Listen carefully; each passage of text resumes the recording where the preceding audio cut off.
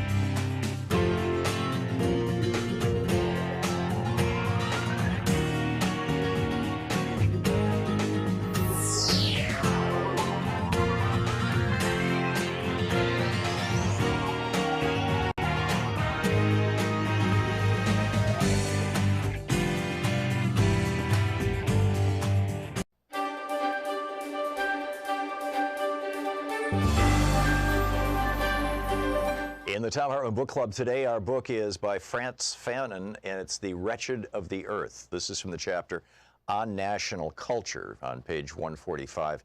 It sort of reads like Thomas Paine, actually. Each generation must discover its mission, fulfill it, or betray it in relative opacity.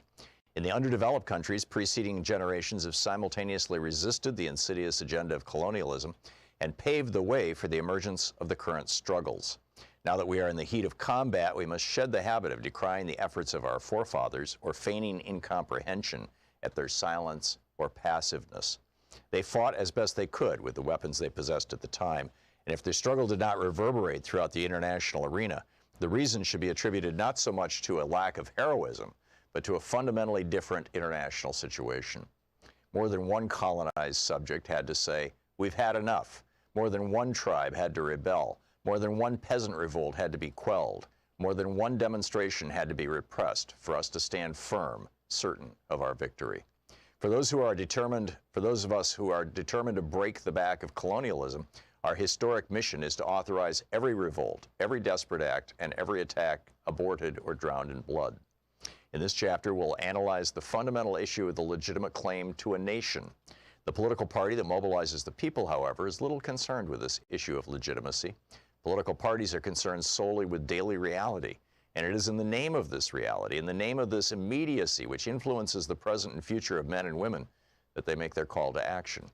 The political party may very well speak of the nation in emotional terms, but it is primarily interested in getting the people who are listening to understand that they must join in the struggle if they quite simply want to exist. We now know that in the first phase of the national struggle, colonialism attempts to diffuse nationalist demands by manipulating economic doctrine. At the first sign of a dispute, colonialism feigns comprehension by acknowledging with ostentatious humility that the territory is suffering from serious underdevelopment that requires major social and economic reforms. And it is true that certain spectacular measures, such as the opening of work sites for the unemployed here and there, delay the formation of a national consciousness by a few years. But sooner or later, colonialism realizes it is incapable of achieving a program of socioeconomic reforms that would satisfy the aspirations of the colonized masses. Even when it comes to filling their bellies, colonialism proves to be inherently powerless. The colonial state very quickly discovers that any attempt to disarm the national parties at a purely economic level would be tantamount to practicing in the colonies what it did not want to do in its own territory. And it is no coincidence that today the doctrine of Cartierism is on the rise just about everywhere. Cartier's bitter disillusionment with France's stubborn determination to retain ties with people it will have to feed, whereas so many French citizens are in dire straits, reflects colonialism's inability to transform itself into a nonpartisan aid program. Hence, once again, no need to waste time repeating, better to go hungry with dignity than to eat one's fill in slavery. On the contrary, we must persuade ourselves that colonialism is incapable of procuring for colonized people the material conditions likely to make them forget their quest for dignity.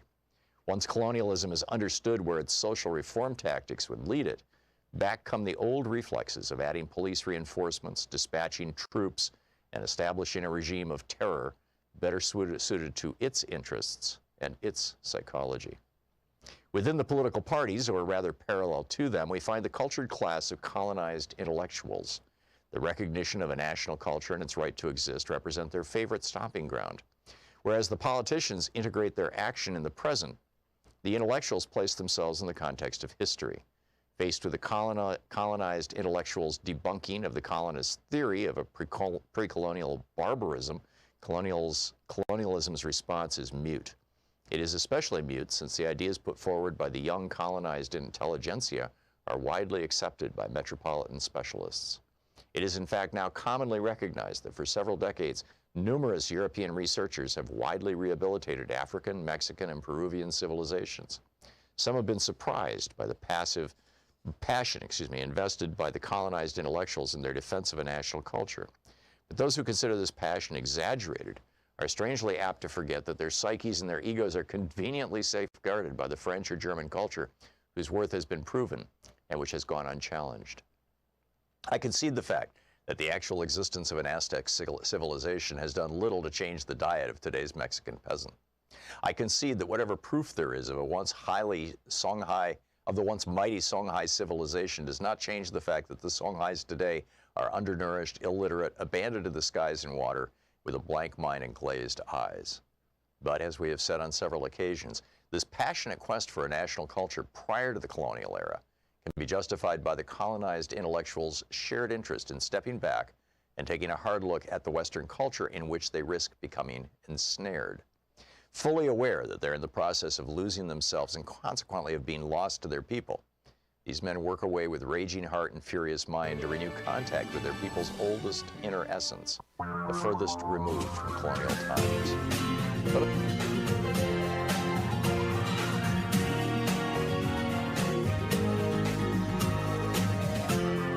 This is the Thom Hartmann Program.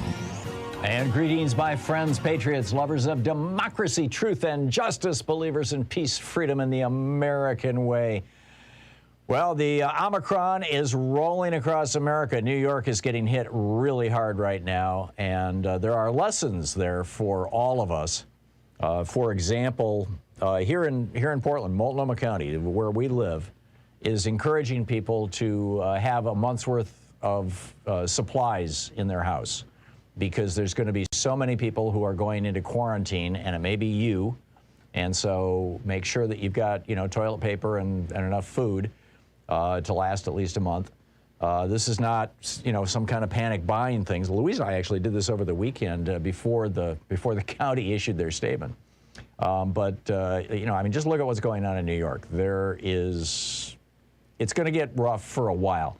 That's the bad news. The good news is, we've been through this before and we know how to do this. What we thought was going to happen a year and a half ago is now happening. happening. In other words, it's a sweep through really fast and really hard. And number two, because it's sweeping so fast and so hard, it's going to burn through fairly quickly. I mean, we'll see. My guess is April, May. It'll start really petering out badly, but, we'll see. So, we can talk about that. How is this affecting you and your friends and neighbors and all that kind of stuff? Also, I want to get into the Build Back Better. Joe Manchin on Sunday told Fox News that he's a no on Build Back Better, which kills the bill. There's actually some good news around that, and I'll get into that. Actually, several dimensions of good news associated with that. We'll get into that.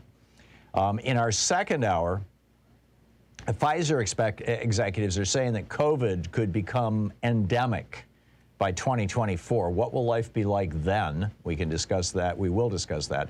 And Professor Richard Wolff will be there. I'll be asking him, what will be the impact of Omicron now over the next few months? And Pfizer saying that, the COVID is going to be, pandemic until 2024. Also, are the banks cutting the GDP forecast because Build Back Better is going down? We'll talk to the economics professor Richard Wolff about that. And in our third hour, does Joe Manchin really think that parents are, this is just insane. He just came out and said the reason he's opposed to giving parents child tax credits is because they'll use the money to buy drugs. Is this really what this guy thinks of the citizens of West Virginia? I realize they had a terrible opioid crisis there because the Sackler family was pushing this stuff and then succeeded in walking away with billions and billions of dollars because the Republicans let them get away with it. But really? Anyhow, we'll get to all that. I want to start, though, today with my rant today from HartmannReport.com. It's titled The In Emergency Break Glass Moment for Democracy is Here. And what I'm talking about is this: there is a potential power, a coiled force, a tightly coiled force that's been quietly waiting for a real emergency, a genuine crisis. It's buried deep in our Constitution. It's in the fourth section of Article 4 of our Constitution, and it's been sitting there unused for 232 years. And I'm saying it's time to unleash it. The founders of this country, and the framers who wrote the Constitution created, as Ben Franklin famously said, a constitutional republic, ma'am, if you can keep it. A government, quote, deriving its just powers from the consent of the governed, end quote, through citizens, then, of course, white men, but now everybody's right to vote. They referred to that as republicanism, after the Greek Republic and the Roman Republic. And when they put it into law, they called it a republican form of government. No relation to the party, obviously. Because today that Republican form of government is under attack by Republicans, ironically, in red states and in swing states all across our country. So this emergency break glass provision that's in the Constitution is Clause 4 of Article 4. It's called the Guarantee Clause, and it's the basis of the Right to Vote Act. The Guarantee Clause, however, has never, ever been used. But it comes alive. And actually, one of the reasons why the Guarantee Clause explicitly says every state is guaranteed by the federal government a Republican form of government. In other words, the will of the voters will be respected. And it's never been used as part of our everyday politics because back in the 1850s, actually, I think it was the late 1840s,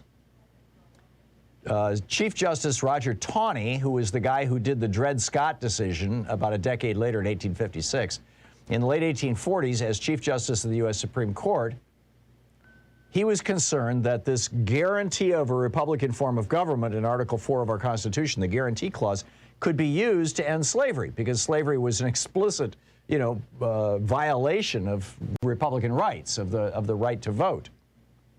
And so he said, this is a political piece of the Constitution. It has to be acted on by Congress. It's not something that the judiciary can respond to. And in fact, 3 times now, maybe 4, the Supreme Court has explicitly ruled, the most recently by John Roberts in 2019, that the Guarantee Clause of the Constitution can only be invoked by Congress. It can't be invoked by the judiciary. And that's exactly, by the way, what Congress is doing with the Freedom to Vote Act. Now, I lay out in the article, I give you the whole history of this. I go back to the Constitutional Convention to July 18th, 1787. On that day, they had a debate about this clause. And what's obvious from the debate is that these people, in fact, almost the entire debate was among abolitionists. These people wanted to make sure that if what had happened in Massachusetts back in the 1600s, when Massachusetts was taken over by the Pilgrims, was taken over by theocrats, and turned into essentially a religious monarchy, it was so bad that Roger Williams fled Massachusetts, and started Rhode Island as a place for religious freedom. That they wanted to make sure that that never happened again, that if an individual state, say Florida, were to decide that they were no longer going to respect the will of their voters and were just going to set up their own little kingdom, that the federal government could come riding in and save the republic. That's what the guarantee clause does. And I lay out in my piece over at HartmannReport.com, and I think it's an absolutely fascinating little bit of history that most Americans are completely unaware of. I had to go back. I spent most of the afternoon yesterday rereading James Madison's notes on the Constitutional Convention. And there's a whole bunch of quotes in there from it. I think, you know, if you love history, this is going to blow your mind. But this was, like I said, in 1849, in the Luther v. Borden decision, Roger Taney said, courts can't use this. It has to be Congress. And so the opening to the Freedom to Vote Act says, and I quote, Congress finds that it has both the authority and responsibility as the legislative body for the United States to fulfill the promise of Article 4, Section 4 of the Constitution, which states, quote, the United States shall guarantee to every state in this union a Republican form of government, end quote. Whoa. So Congress is finally saying, we're going to actually exercise that power. We're going to use that power that the framers put in the Constitution 232 years ago. Actually, they put it in 234 years ago. It was ratified 232 years ago. We're going to use that power with the Right to Vote Act, which provides for, or the Freedom to Vote Act, excuse me, which, by the way, has Joe Manchin as one of its co-sponsors. This can pass.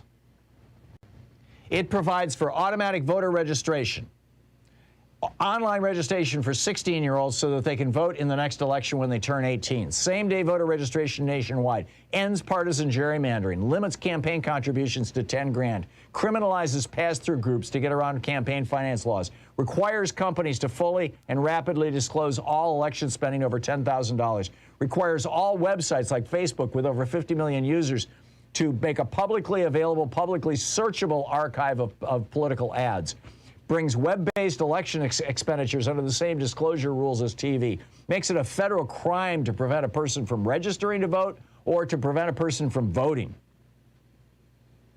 It requires 14 consecutive days of early voting, at least 10 hours each day. It requires easy access to polling places for rural and college campus voters, and easy access for voting for all voters by public transportation. It guarantees that all voters can put themselves on a permanent vote-by-mail list and automatically receive a ballot in the mail nationwide.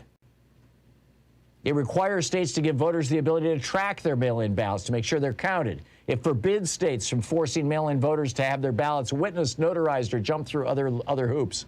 It requires secured and clearly labeled ballot drop boxes all across the nation. It requires states to keep voting lines shorter than 30 minutes in all cases and places. It prohibits voter caging, where failure to return a postcard gets you purged. It prohibits states from deleting voters from the rolls because they haven't recently voted. It empowers voters to sue in federal court any state or local officials who interfere with their right to vote. It criminalizes intimidating, threatening, or coercing any election official or election worker, and requires federal prosecution of anybody who tries to dox an election worker. It makes a federal crime to publish or distribute false information about elections. You know, like we've seen in the last couple of elections where on Facebook they're saying, oh, yeah, go out and vote. If you're voting Democratic, vote on Wednesday. If you're voting Republican, vote on Tuesday. Right, that kind of stuff becomes a crime. It keeps partisan poll watchers at least 8 feet from voters under all circumstances. Requires paper ballots in all cases and in all elections. There are voting machine exceptions for disabled voters. It requires post-election audits and provides criminal penalties for any candidate or campaign that fails to fully and immediately report any interactions with foreign governments, like, the Trump campaign did before 2016. And it gives everybody in America, everybody in America below a certain income threshold, $25 that they can use to pass along to their favorite candidate. This is amazing. We need to pass this thing, the Freedom to Vote Act and the John Lewis Voting Rights Act. We need to do it so my friend Joe Madison can start eating again. We need to do it to restore democracy to America. And we need to do it, well, as Ben Franklin said, it's a republic, ma'am, if you can keep it. Are we going to keep it? I say we must. Anyhow, you can find it all, complete with that extraordinary history from the Constitutional Convention from July 18, 1787, all over at HartmannReport.com. We'll be right back.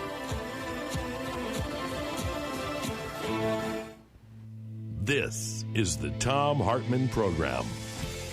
It's really amazing that they're just spitting in these Republicans are just spitting in the face of the founders of this country. It's amazing.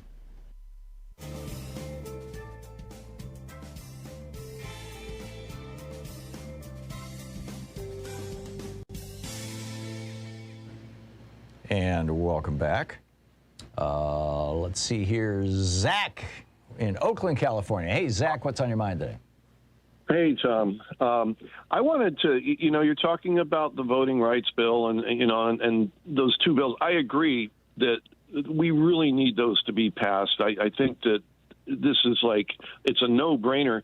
But, regarding, you mentioned that Joe Manchin supports, the one bill, the Freedom to Vote Act. But the problem is, correct me if I'm wrong, but wouldn't that bill, wouldn't it require 60 votes in the Senate? And since Joe Manchin doesn't support the filibuster, on the one hand, he supports it, but it's as if he knows it's not going to pass because he won't support the filibuster. It's going to take 50 votes to change the filibuster, Zach. And Lisa Murkowski has said that she's open to changing the filibuster. She's a Republican. She's open to changing the filibuster to pass this legislation. So if Manchin decides to play petulant child, then I think there's a very real possibility Lisa Murkowski will step in and save the day. Well, maybe, but what about Kristen Sinema? Isn't she against the filibuster reform too? She says she is. She says she is, and maybe they'll find another Republican who thinks this is a good thing. Maybe not. I don't know, but it needs to get a vote. I think the other, I'm not a big fan of circular firing squads and huge critiques of, for example, the Biden administration, but Joe Biden needs to get out there every single day talking about this. He needs to be pounding on this. He needs to have surrogates out there talking about this. This needs to become job one.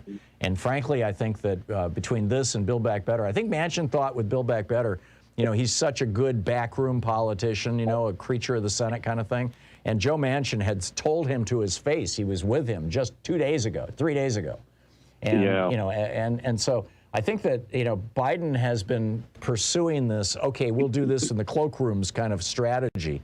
And that just blew up in his face. So he's now confronted with a choice. Is he going to continue to try to do the cloakroom strategy, only maybe this time reach out to Republicans like Murkowski, with both regard to Build Back Better, and I'm going to get into that right after this break, or with voting rights? Or is he going to take it to the people? And I am hopeful that he tries to take it to the people and that he gets a whole bunch of surrogates doing it. I mean, right now it's Bernie Sanders and Alexandria Ocasio-Cortez. They're doing a great job, but they're not, official surrogates for the president. And some of our most articulate senators are down with COVID right now. Cory Booker and Elizabeth Warren both tested positive. So, it's kind of a tough time. But, I get it. I get what you're saying, Zach, and I share your concerns. That said, I think that this is a 5-alarm fire. I really do. Yeah. I mean, it's beyond ridiculous to me that I saw a stat earlier that said 68% of the residents of West Virginia support Build Back Better. Yep. But yet Manchin's saying, nope, we can't have that. I mean, this is insanity. It just is. I completely agree. Yeah, I completely agree. And I suspect Manchin is going to do one of three things. Either A, he's going to jump to the Republican Party. B, he's going to decide to get on board with a smaller version of Build Back Better and kind of redeem himself. Or C, he's going to try to redeem himself with the voting rights bill, which he's a co-sponsor of. It's Amy Klobuchar's bill, but he's a co-sponsor. He's going to try and redeem himself with that and hope we'll all forget about Build Back Better. It's going to be real interesting to see, Zach. It's going to be real interesting. Thanks a lot for the call. We'll be back 22 minutes past the hour.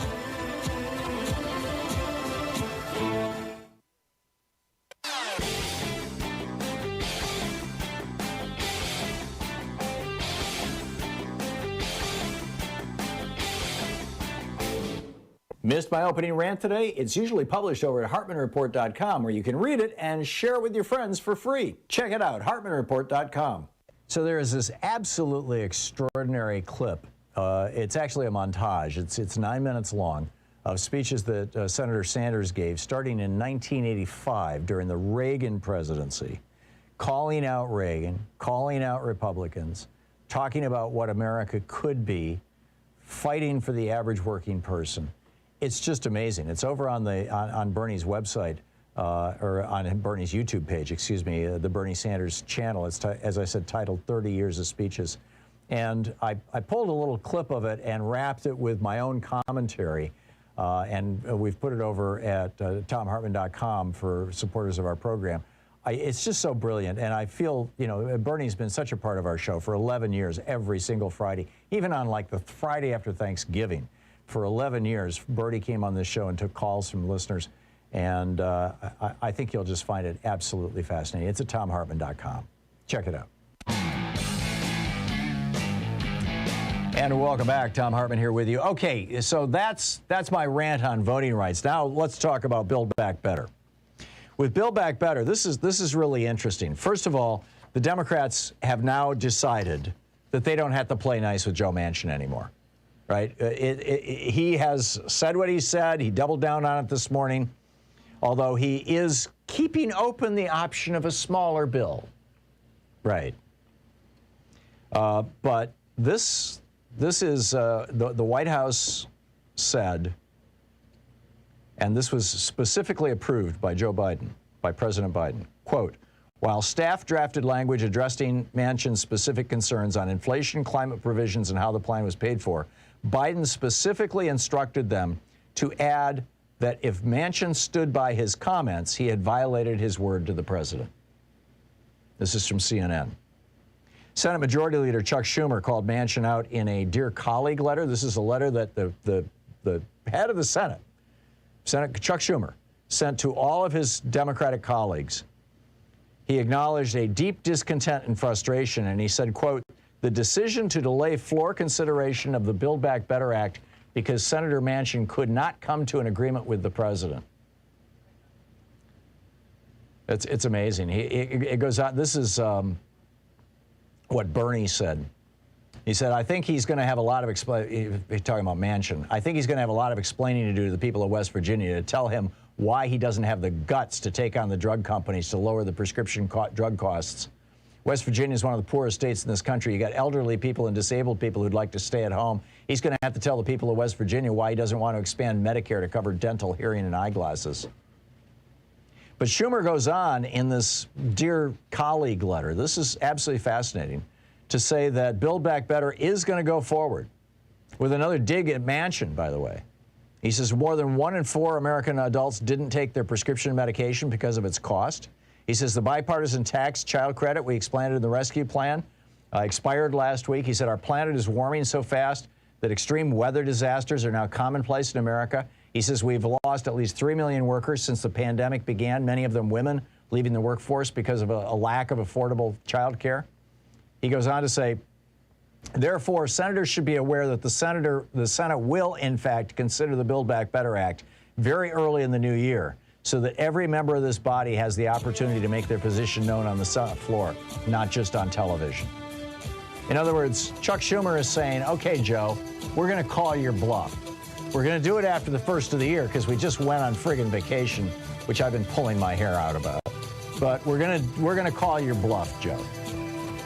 Now, there is also a way around Joe Manchin, and I'll get to that right after this break, and I will pick up your phone call. It's very quick, and I'll pick up your phone calls on the other side of this break. You're listening to the Thom Hartmann Program. Call 202-808-9925. So a lot packed into this first hour. Also, how's COVID treating you and your family, and how are people dealing with it? Have you been able to get home test kits? We're stocked up.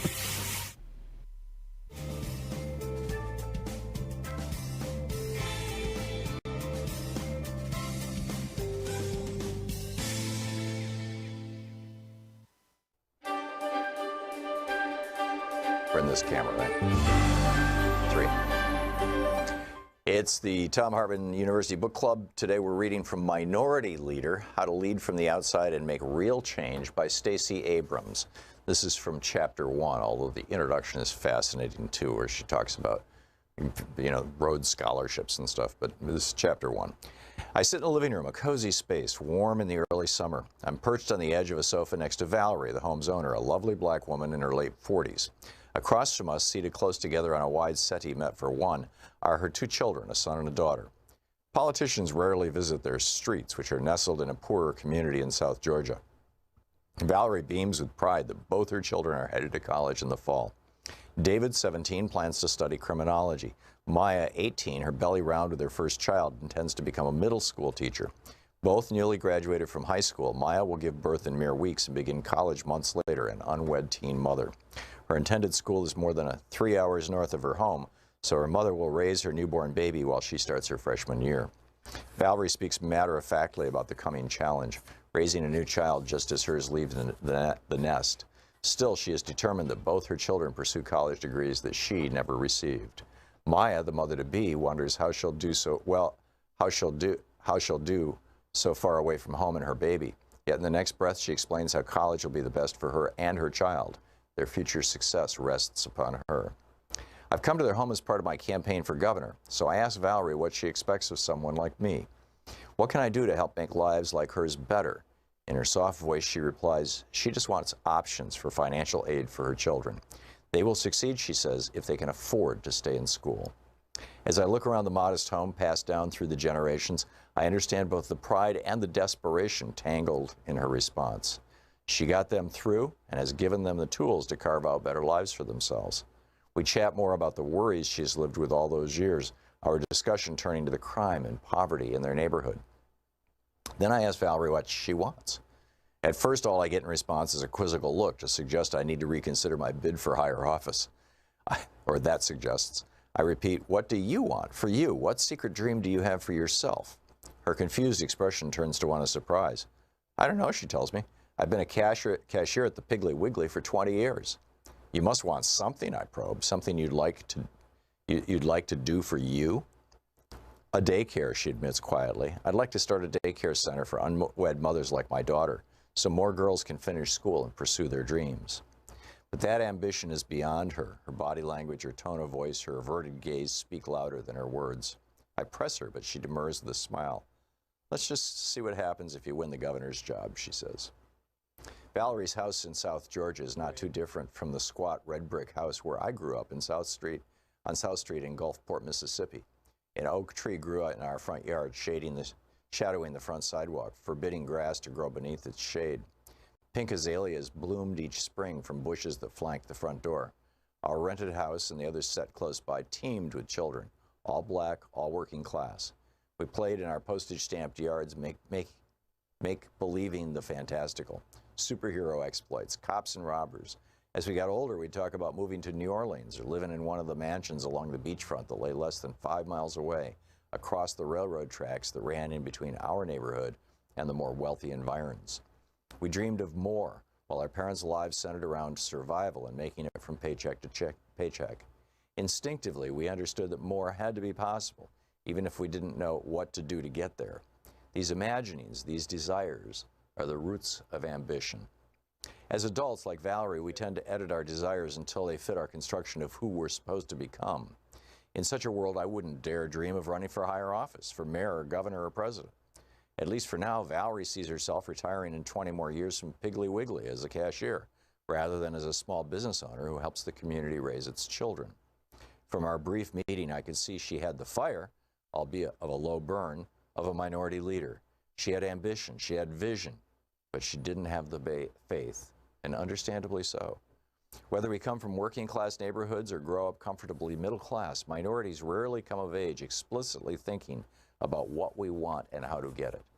People already in power almost never have to think about whether they belong in the room, much less if they would be listened to once outside. These men, and they are usually men and typically white, do not have to grapple with low expectations based on gender or race or class. Ambition for them begins with reminiscences of old times and older friendships or newer alliances. The ends have already been decided. Only the means are to be discussed. Most potential minority leaders feel the same lack of faith Valerie had, at least at some point in their evolution. We may not know how to get the first job, let alone make it to the big chair. We don't know how to take the leap from accepting our fates to actually changing them, and not just a little, but radically. Then there are those who simply don't know what they want. The drive to achieve burns inside, often without a clear target. We want to be something, but what that is remains hazy. Often we cannot articulate our goals because they lie just beyond the reach of who we're supposed to be. Ambition's scale is irrelevant. What holds us back is not scope, it's fear. And because we don't know what to call our dreams, don't know how to make them happen, or are pretty sure we'll be disappointed, we just stand still. But becoming a minority leader demands that we embrace ambition as our due. Stacey Abrams.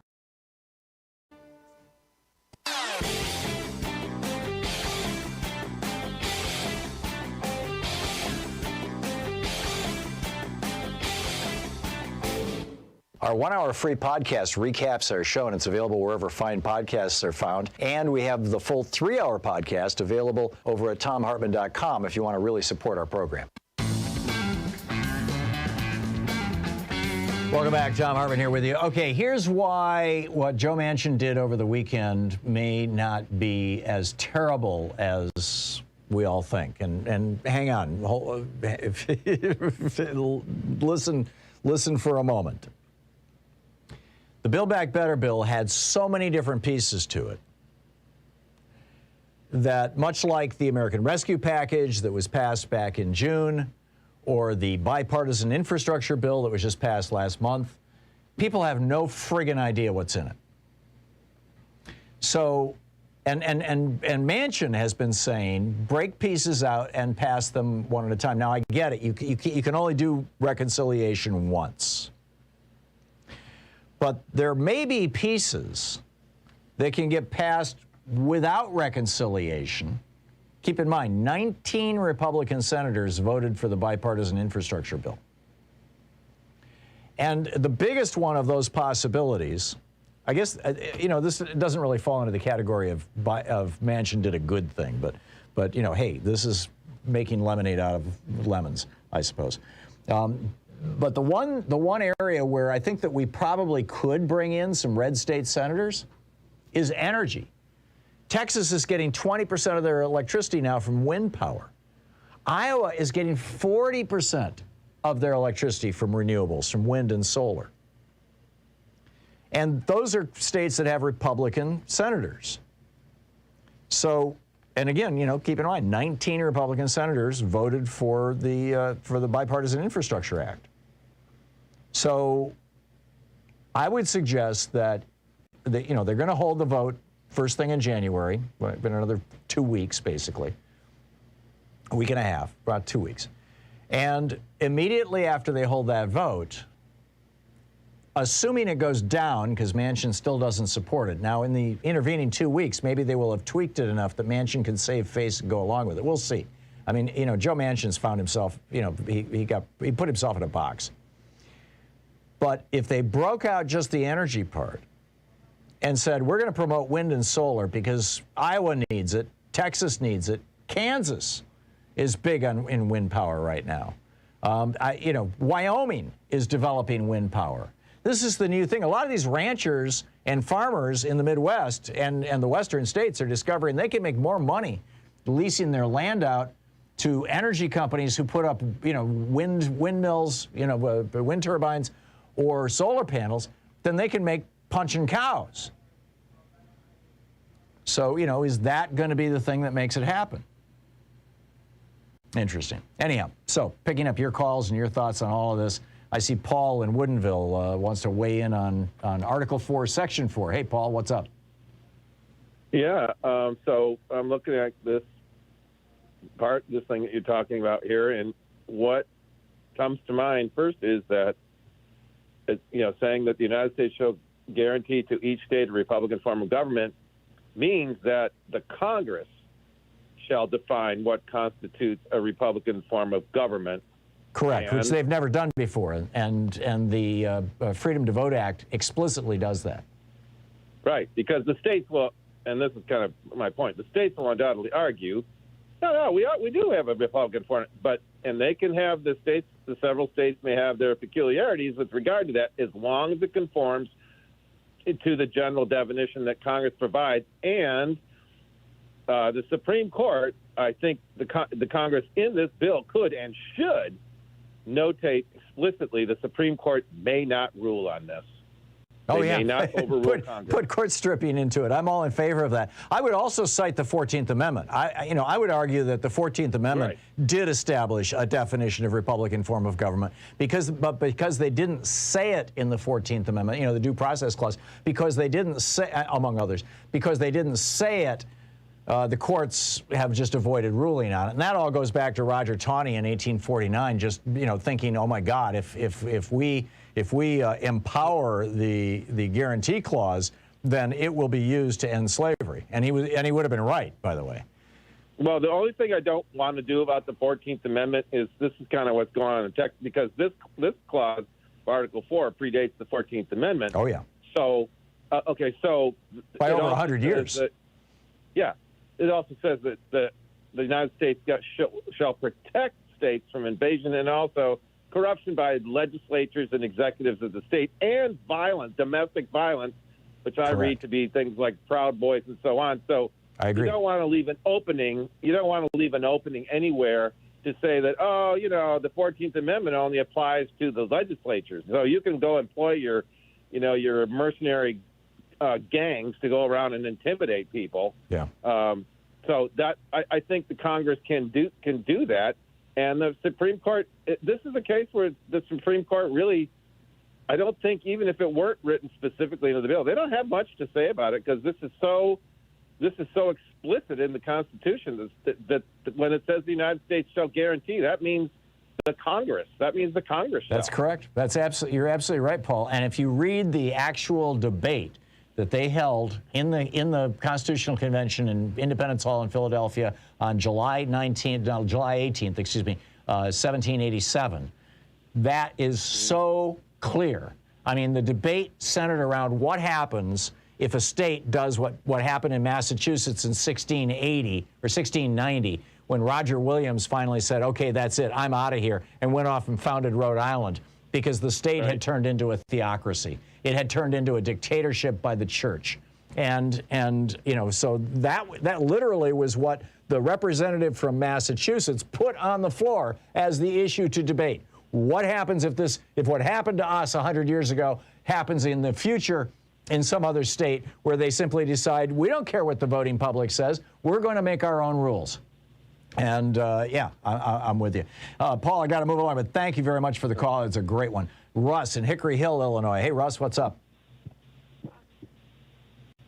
Russ? No Russ. Let's try Tim in Shelby Township, Michigan. Hey, Tim, what's on your mind today? Hi, Tom. Why aren't the Democrats actually playing hardball? Why don't they find out exactly what Manchin, what Sinema, and some of the other Republicans have gotten penny for penny from lobbyists, big pharma, etc.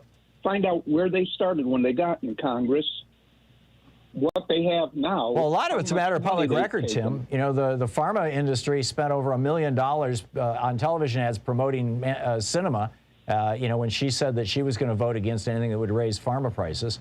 And Manchin has received over $1.5 million from right-wing donors in the Koch network and other right-wing billionaire networks who typically only support Republicans. So, I mean, those are matters of public record. Exactly. And why aren't those being published so that most of the citizens who don't pay attention to this would actually see it in advertisements, billboards? Oh, well, here's why, Tim. Because the minute that Sinema or Manchin are sufficiently pissed off by Democrats calling them out and decide to leave the party is the minute that Chuck Schumer loses all his power in the Senate, or the vast majority of it. It's also the minute that Joe Biden becomes a lame duck president, and that would be a disaster. I mean, there's a delicate line here. On Sunday morning after I saw what Manchin said on TV, I tweeted, and I included his Twitter handle in my tweet, and said, you know, this guy's a coward. He's not willing to stand up to big pharma, big fossil fuel, or the right-wing billionaires, you know, who are funding him. And, you know, it went somewhat viral.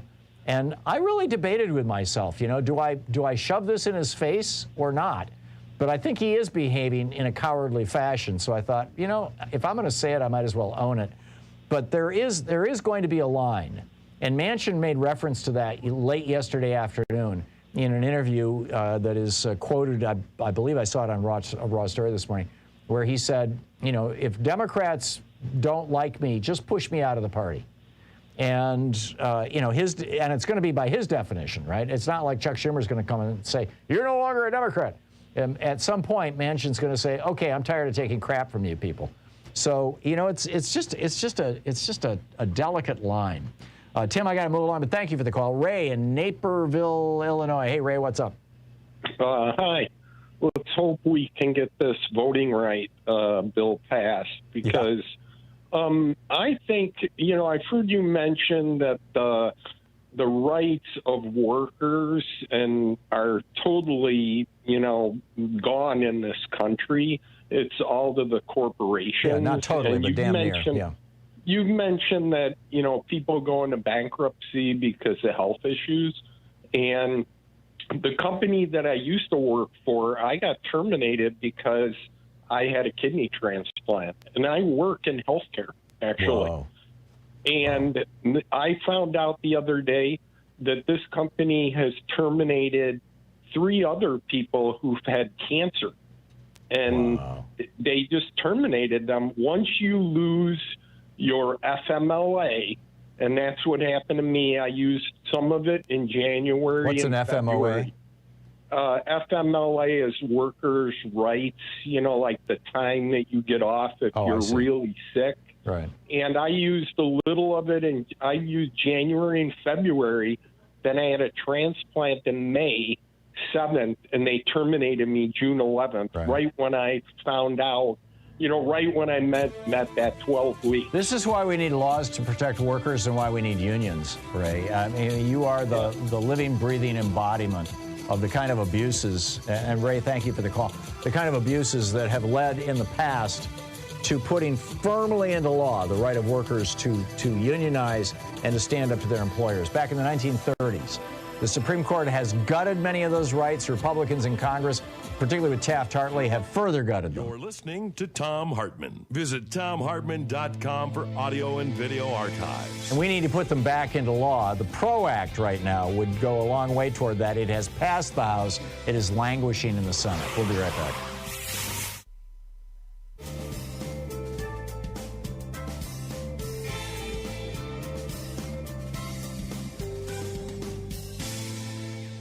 And welcome back. Frank in San, is it, hi, how do you say that? Jacinto? San Jacinto, California. San Jacinto, yes. Okay. Hey, what's up, Frank? I just have 2 things to say. Why not use the 4-minute men like Fairbanks and Chaplin to go to these states and speak to people? Also do graphics where you show the conditions and also get the constituents to flood all these red state senators, representatives, and let them know how they really feel about what they're not getting, you know, what they deserve. I think that would be in their faces and stuff, and let the constituents do that and pressure these people, because this soft ball stuff is not working. You know, Democrats really need a strong message that they don't have, and really stick to it. So I'll take by not working, you mean not working with Manchin and Sinema, or not working generally? Across the board, the messaging is just totally inadequate, inept. Yeah, I get it. I agree with you, and you know, I do what I can here. You know, it's like I'm writing books and articles about how to message. In 2010 I wrote a book on how Democrats can message. It's called Cracking the Code. I've been pounding on this. There's a couple of members of Congress that I talked to about this in kind of back channel, and they're doing the very best they can. One of the problems, Frank, is that Bernie Sanders, not just Bernie, members of the Congressional Progressive Caucus are regularly calling press conferences. I mean, literally regularly making themselves available to the press, and the press has no interest because they want to cover Donald Trump. They want to cover the right-wingers. I mean, if Chuck Grassley decides to say something, or if Rand Paul decides to say something, or if Ted Cruz wants to say something, suddenly there's 50 microphones in their face. Or, for that matter, Joe Manchin or Kirsten Sinema.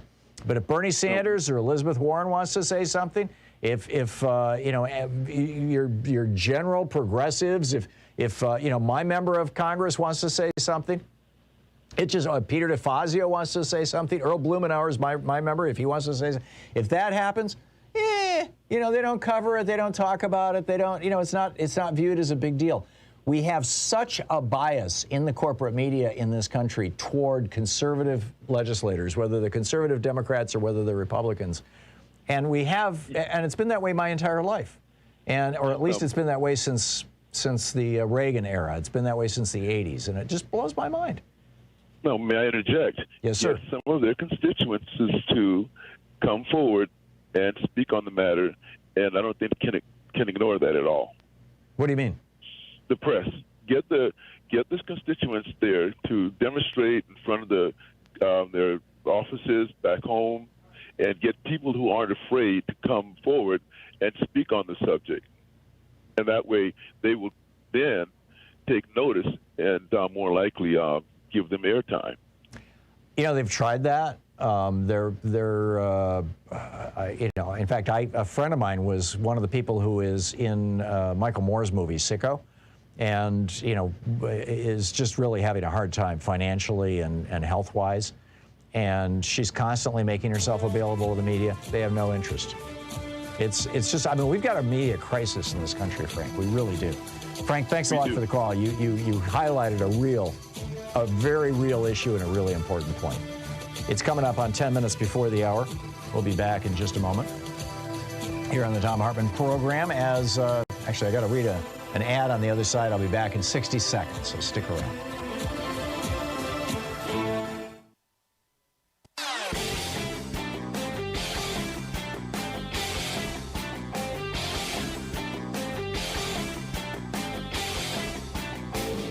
Change starts with you. You can be calling your Democratic or Republican representatives to let them know what you think by calling 202-224-3121. It's the Capitol switchboard. It'll get you right through to them. I just put up a compilation of clips from Franklin Roosevelt to remind us what fighting Democrats are like, how effective a Democrat can be when they decide to take the fight to the Republicans. Here's one of those clips.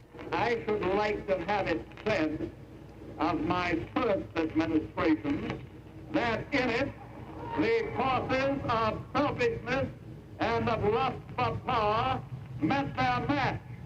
I should like to have it said, wait a minute, I should like to have it said of my second administration that in it these forces met their master. There you go. So that and a few other clips over at ThomHartmann.com in our special video clips that we put over there for people who are regular supporters of our program. And we all need to remember the lessons of FDR. Check it out.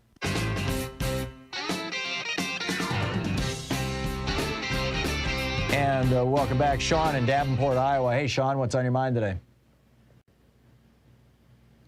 Can respect your passion on this hour on this subject matter. I'd like to get your thoughts on say this passes and we get to a place where voter rights and all these laws that you cited, do you think we would stop the corporate lobbying of the politicians and have more qualified, quality public leaders elected? I think broadly the answer is yes, but it doesn't directly, it partially addresses the Citizens United problem by putting a $10,000 cap right now on contributions and making it criminal to try to get around those contributions by setting up third-party groups. These third-party groups are literally raising millions of dollars for individual politicians. Donald Trump raised tens of millions of dollars through this kind of stuff that would be outlawed by the Freedom to Vote Act. But really, to get at the core of the cancer that is infecting our body politic, we have to overturn Citizens United, which was my rant last week about, doing court stripping, just coming right out and saying, citizens, money is not speech, going after Citizens United, saying money is not speech and corporations are not people. That's where we need to go, Sean. Would it fix the dynamics? So, like, Joe Manchin could not halt everything in America? Would it fix, like, I'm from Iowa, like, no, it wouldn't. That requires changing the Senate. Right now, you've got a handful of senators representing 24% of Americans who can that's 40 senators from red states representing 24% of Americans who can block any action in the Senate. That's the filibuster. So, number one, we need to blow up the filibuster. But number two, the Senate is a very, very non-democratic, small d democratic body. I would argue it's a violation of the Republican form of government because California with, 28 million people, I think, or 30 million people, has 2 senators, and Wyoming with fewer than 1 million people has 2 senators. And that's crazy. I mean, equal power over things like judicial appointments, over things like, who gets on the Supreme Court, over approving ambassadors, over passing, having the final say on laws. It's just wrong. But that's going to require a constitutional amendment, changing the way the Senate works. Although over the short term, the one thing the Democrats really need to be focusing on is bringing Washington, D.C. in as a state. That gives us 2 more Democratic senators, and that slightly rebalances the equation. Bringing in Puerto Rico as a state would be another, really, really good one. Thanks a lot for the call, Sean. Randall in Oklahoma City, Oklahoma. Hey, Randall, what's up? I want to thank Senator Manchin for showing how the president doesn't look good and the Democrats don't look good. And so President Biden's going to have to get real aggressive. He's going to, this illusion that we can deal with this corporate interest, that we'll get a good deal. And there's a lot of power the president does have that he hasn't used. And I'm with you. Get personal with West Virginia. I mean, personal with West Virginia. And I don't want to do it because I like people in West Virginia. They're nice people. But you know what? It's time. And it means nothing to Senator Manchin. I mean, the guy's a millionaire and multimillionaire. And, the people they're like Oklahoma. They're poor. They need help from the government. And so I think this is going to get President Biden off. So if Biden decided that he was going to punish West Virginia, which I would be astonished if he did. I don't think it's going to happen. But if he decided that he was going to punish West Virginia for Joe Manchin being a turncoat, what could he do? Seize the coal mines. Seize the coal mines. Truman shut down steel plants. Yeah, but he claimed a time of war to do that. He used the Korean War as the excuse for that. Well, I mean, you come up with some kind of an excuse. The degradation of the air quality, which is terrible. By the way, they could start micro-enforcing every little federal regulation in existence. Randall, I agree with you that what Manchin did was he pulled the mask off, and now we see the ugly face, and unambiguously, and that means that Joe Biden needs to act. Whether he needs to act to punish people in West Virginia or whether he needs to act by getting out in front of all this and becoming the face of this legislation is the debate. I get your point about West Virginia. I'm more inclined to think that what Biden needs to do is get out in front of everybody. But anyhow, I've got to move on. Thank you for the call. Amy in Carlton, Oregon. Hey, Amy, what's on your mind? Oh, hey, Amy, we have 30 seconds. I'm sorry. You got a quick one or you want me to put you on hold? Put me on hold, please. Oh, okay, my apologies. I usually am better at watching the clock than that. It's like, holy cow, 30 seconds. Oh, my. So Number one, HartmannReport.com. Check out the history on this thing. I think you're going to find the history absolutely astonishing of this Republican form of government.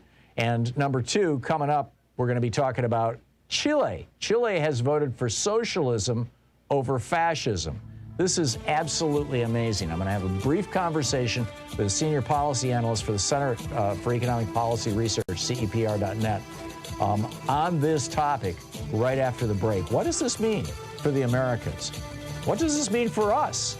I laid out for you, 2 weeks ago, I think, my hypothesis that the pendulum of history is swinging back in a progressive direction. Is this an example of that? You're listening to Thom Hartmann. Tis the season.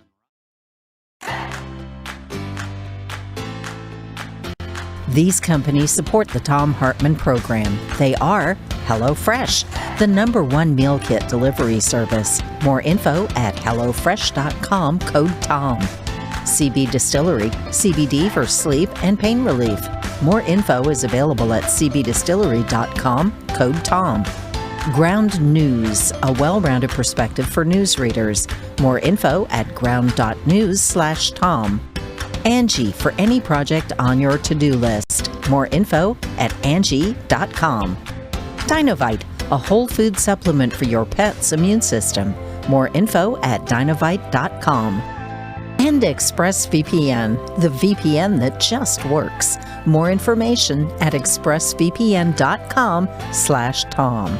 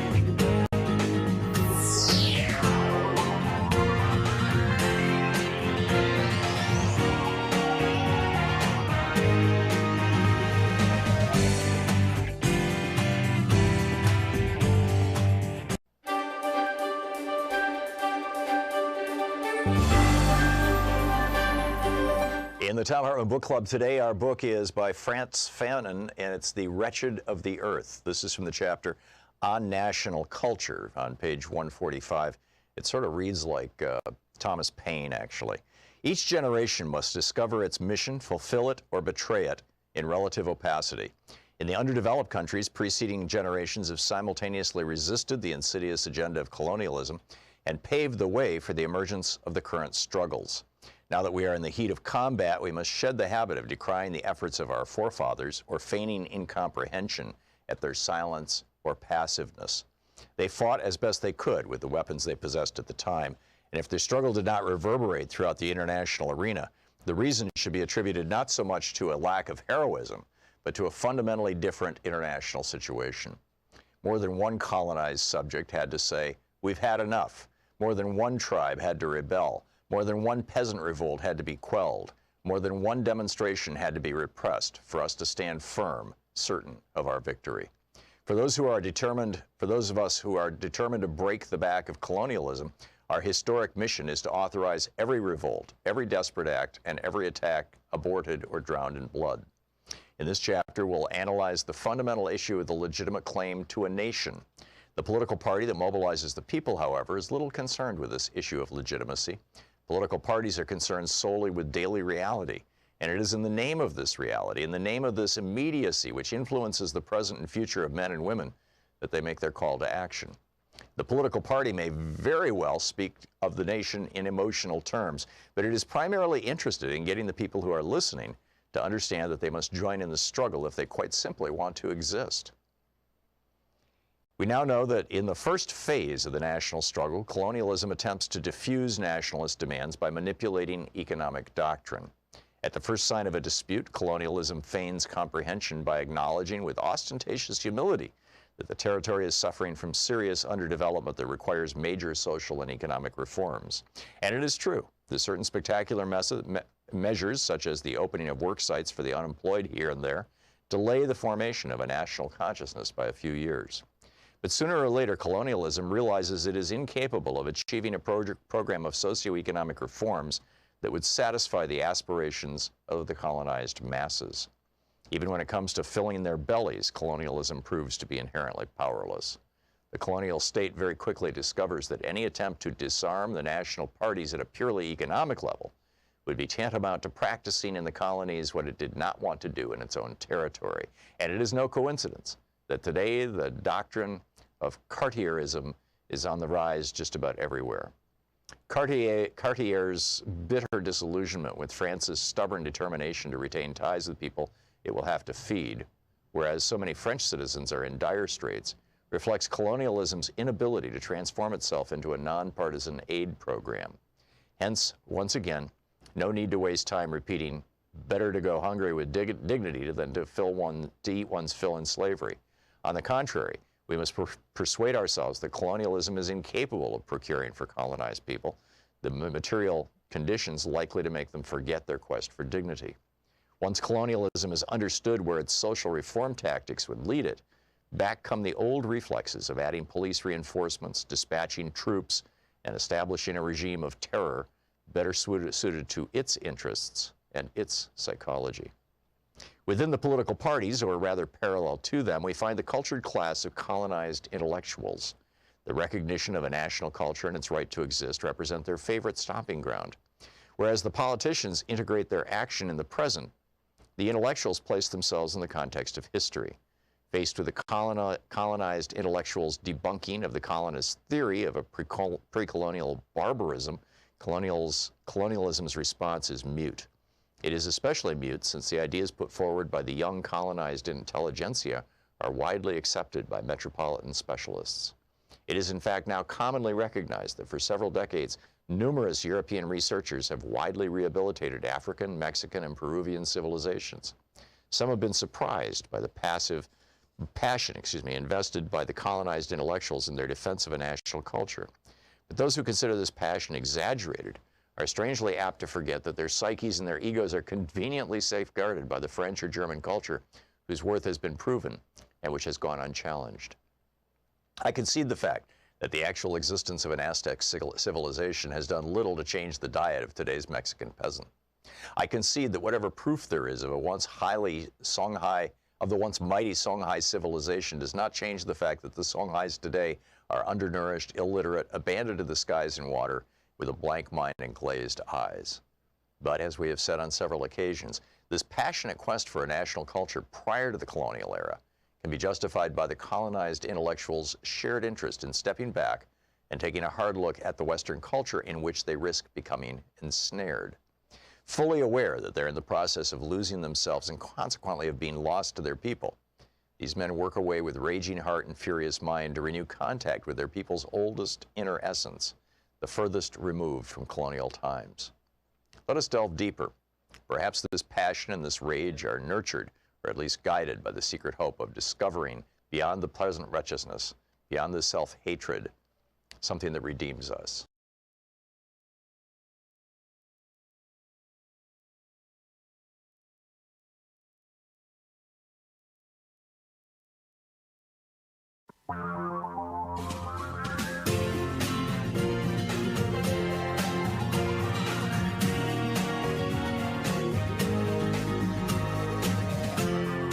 This is the Thom Hartmann Program. And welcome back. Thom Hartmann here with you. Well, in Chile, we had this absolutely fascinating election yesterday. This is the country that you'll recall back in the 70s. The CIA and Milton Friedman and the Chicago Boys helped General Pinochet overthrow the government and turn it into basically a fascist libertarian state. Over the weekend, the son of a Nazi, the ultra-conservative Jose Antonio Cast, 55, went up against a former student activist, a fellow by the name of Gabriel Boric, who's 35 years old. He's a tattooed millennial. And, you know, kind of good news. Actually, I'll let our guest tell you all about it. Guillaume Long, a PhD, is a senior policy analyst with CEPR, the Center for Economic and Policy Research. He's previously, the Minister of Foreign Affairs for the country of Ecuador. And Guillaume, welcome to the program. Hi, thanks, Tom, for having me on the show. It's a great honor, great pleasure. Thank you. So tell me what happened in Chile over the weekend. Well, I mean, we had a pretty clear win. You just said it. Boric won the elections quite convincingly. I mean, we're on 99.99% of the vote count, so very close to 100. They're just checking a few last ballots that have observations, and he is clearly ahead. 55.8% of the vote in the runoff versus 46.2. So he's winning. It's a victory of the left against not just the right, not just the conservative right, but against his opponent, José Antonio Cast, who was a very right-wing figure, who was sort of a Pinochet nostalgic, who said a lot of things that some analysts might consider as sort of neo-fascistic, or extremely right-wing. Someone who admired Donald Trump very much and who sort of modeled his campaign on the campaign of Jair Bolsonaro in Brazil. So someone who really belongs to that kind of extreme sectors of the right wing, who was defeated. I think this is good news for Chile. It's good news for Democrats around the world. It's good news for progressives around the world. And it's good news because the margin, the difference between Boric, the winner, and Cast, the loser, is much larger than a lot of polls had anticipated. Many of us feared a very close race. In fact, some people feared that Boric might not win at all, and if he did win, it would be with a very small margin. This is a convincing margin. This is something which obviously gives him, a much easier beginning to his presidency for sure, and confirms the democratic will of the Chilean people and the fact that he has a mandate to govern according to his progressive and democratic program. So I think all around, it's good news. I mean, there are challenges ahead, but it's good news that we had yesterday from Chile. There are some who are suggesting, myself included, that history tends to move back and forth like a pendulum. Obviously, not always identically, but that we tend to, at least here in the United States, we tend to alternate back and forth between essentially conservative and progressive governments. We've been in the conservative Reagan era since 1980. Prior to that, we were in the progressive FDR New Deal era since 1932. Prior to that, it was the conservative, William Howard Taft, back to 1920. I'm forgetting the president's name. But in any case, is that what's happening in South and Central America? And I realize that's a huge area. You were the former foreign minister or the Minister of Foreign Affairs in Ecuador. We're talking about Chile. Are those kinds of?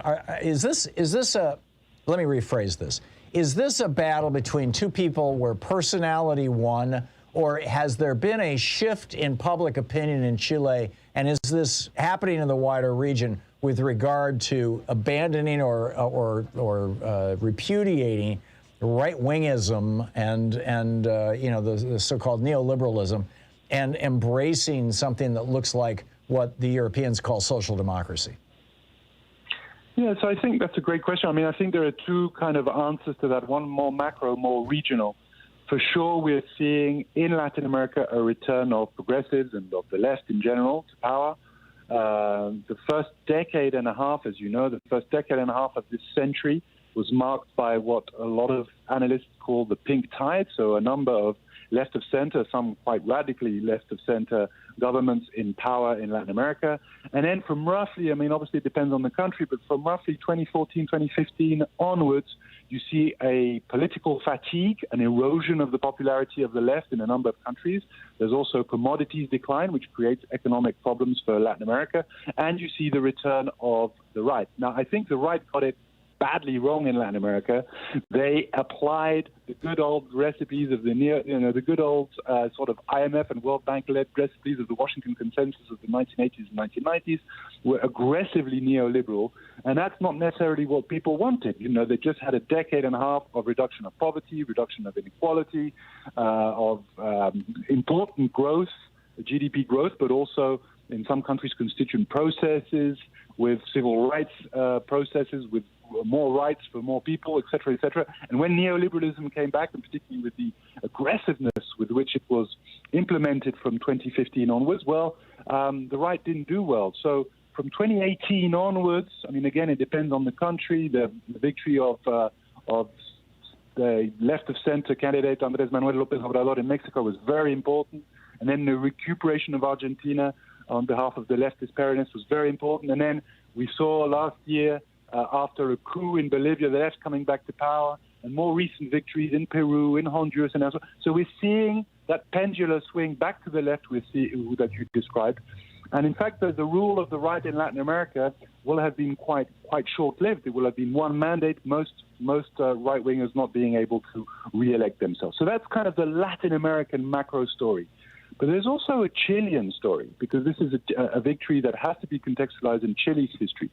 Chile was the laboratory of neoliberalism. It was done through an authoritarian way, through a military dictatorship led by a terrible man called Augusto Pinochet. And it was the most aggressive place where neoliberalism was implemented. And despite democratization in the 1990s and the early 2000s, and clearly Chile is a democracy today, a lot of the legacy of neoliberalism, that inequality, that hyper-stratified society in terms of social classes, has remained unscathed. And what we've seen in Chile since 2019 onwards, and you could go back to the large student protests of a decade ago, but particularly from 2019 onwards, are these huge protests against an economic model, people taking to the streets. So I think Boric is also a product of that new wave of democratization, which isn't just democratizing politics, as in, elections and parliamentarism and not going to jail when you freedom of expression and not going to jail when you say what you think, but also the democratization of the socioeconomic base of Chile, which is what remains to be done in Chile, to really move away from this really unequal society in which a lot of sort of apartheid state of rich and poor, which Boric is inheriting today. So I think this is really a very important.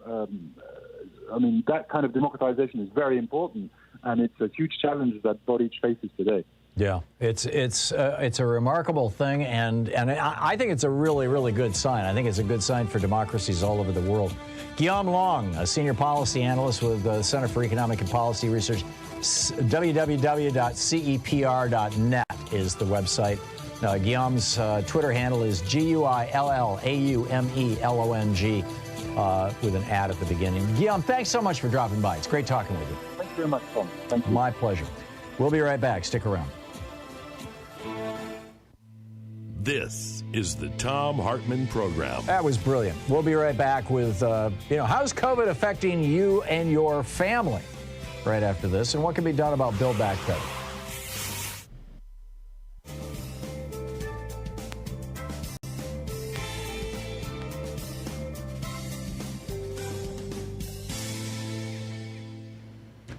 And welcome back. Thom Hartmann here with you.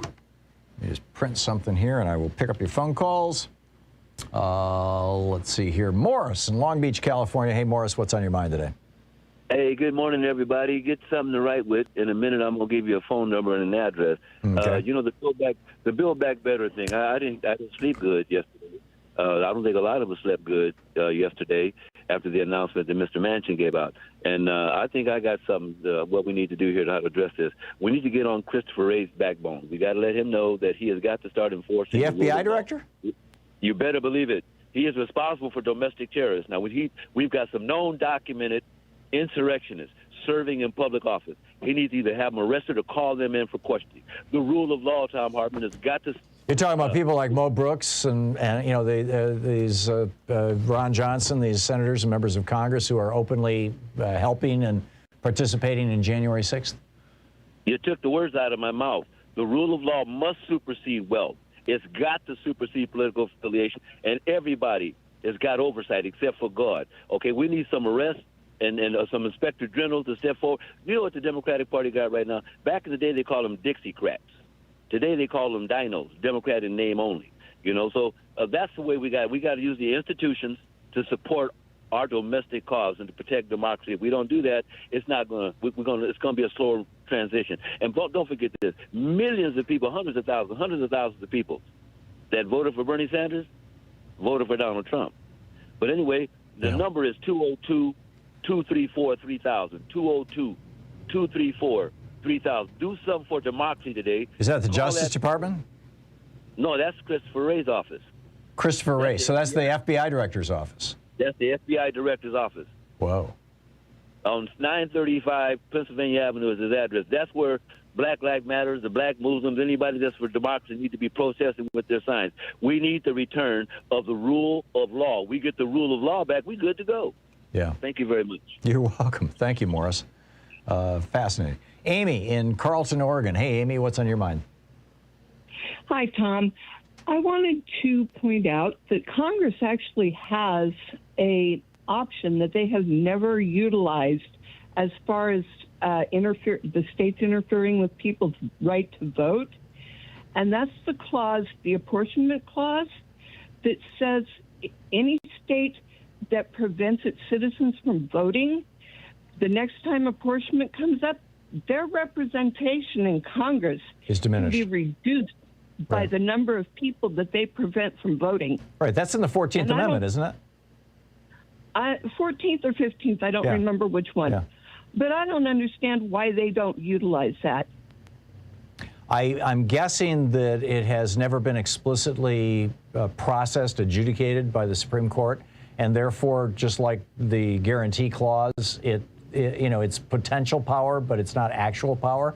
And if they wanted to try and use it, it would have to go through a constitutional test, which could take a year or two. But it's not going to go through any kind of test if they don't push it and attempt to use it. I agree. And the same is true of the guarantee clause.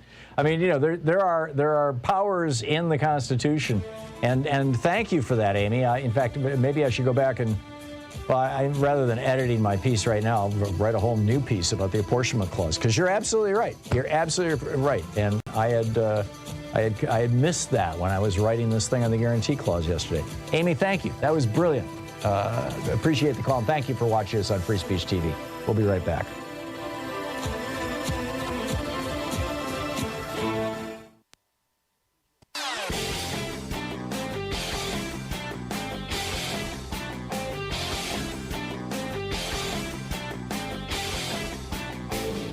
Share the Thom Hartmann program with your friends. We're available on SiriusXM, Free Speech TV, Pacifica, commercial stations nationwide, YouTube, Twitter, Facebook, on the Thom Hartmann app, and you can even tell your smart speaker to listen to the Thom Hartmann program. So there's this group in Stockholm, Sweden. It's called the International Institute for Democracy and Electoral Assistance. They are, world famous. Every year they release, or periodically, they release a report called The Global State of Democracy. And they just released their 2021 version of this. And in this, they point out that the world is becoming more authoritarian, I'm quoting from their report, as non-democratic regimes become even more brazen in their repression, and many democratic governments suffer from backsliding by adopting their tactics of restricting free speech and weakening the rule of law. Now, who is backsliding? They go on to say, the United States is backsliding. The bastion of global democracy, the United States, fell victim to authoritarian tendencies itself and was knocked down a significant number of steps on the democratic scale. We are a backsliding nation. There's a whole video about this over at thomhartmann.com. Check it out.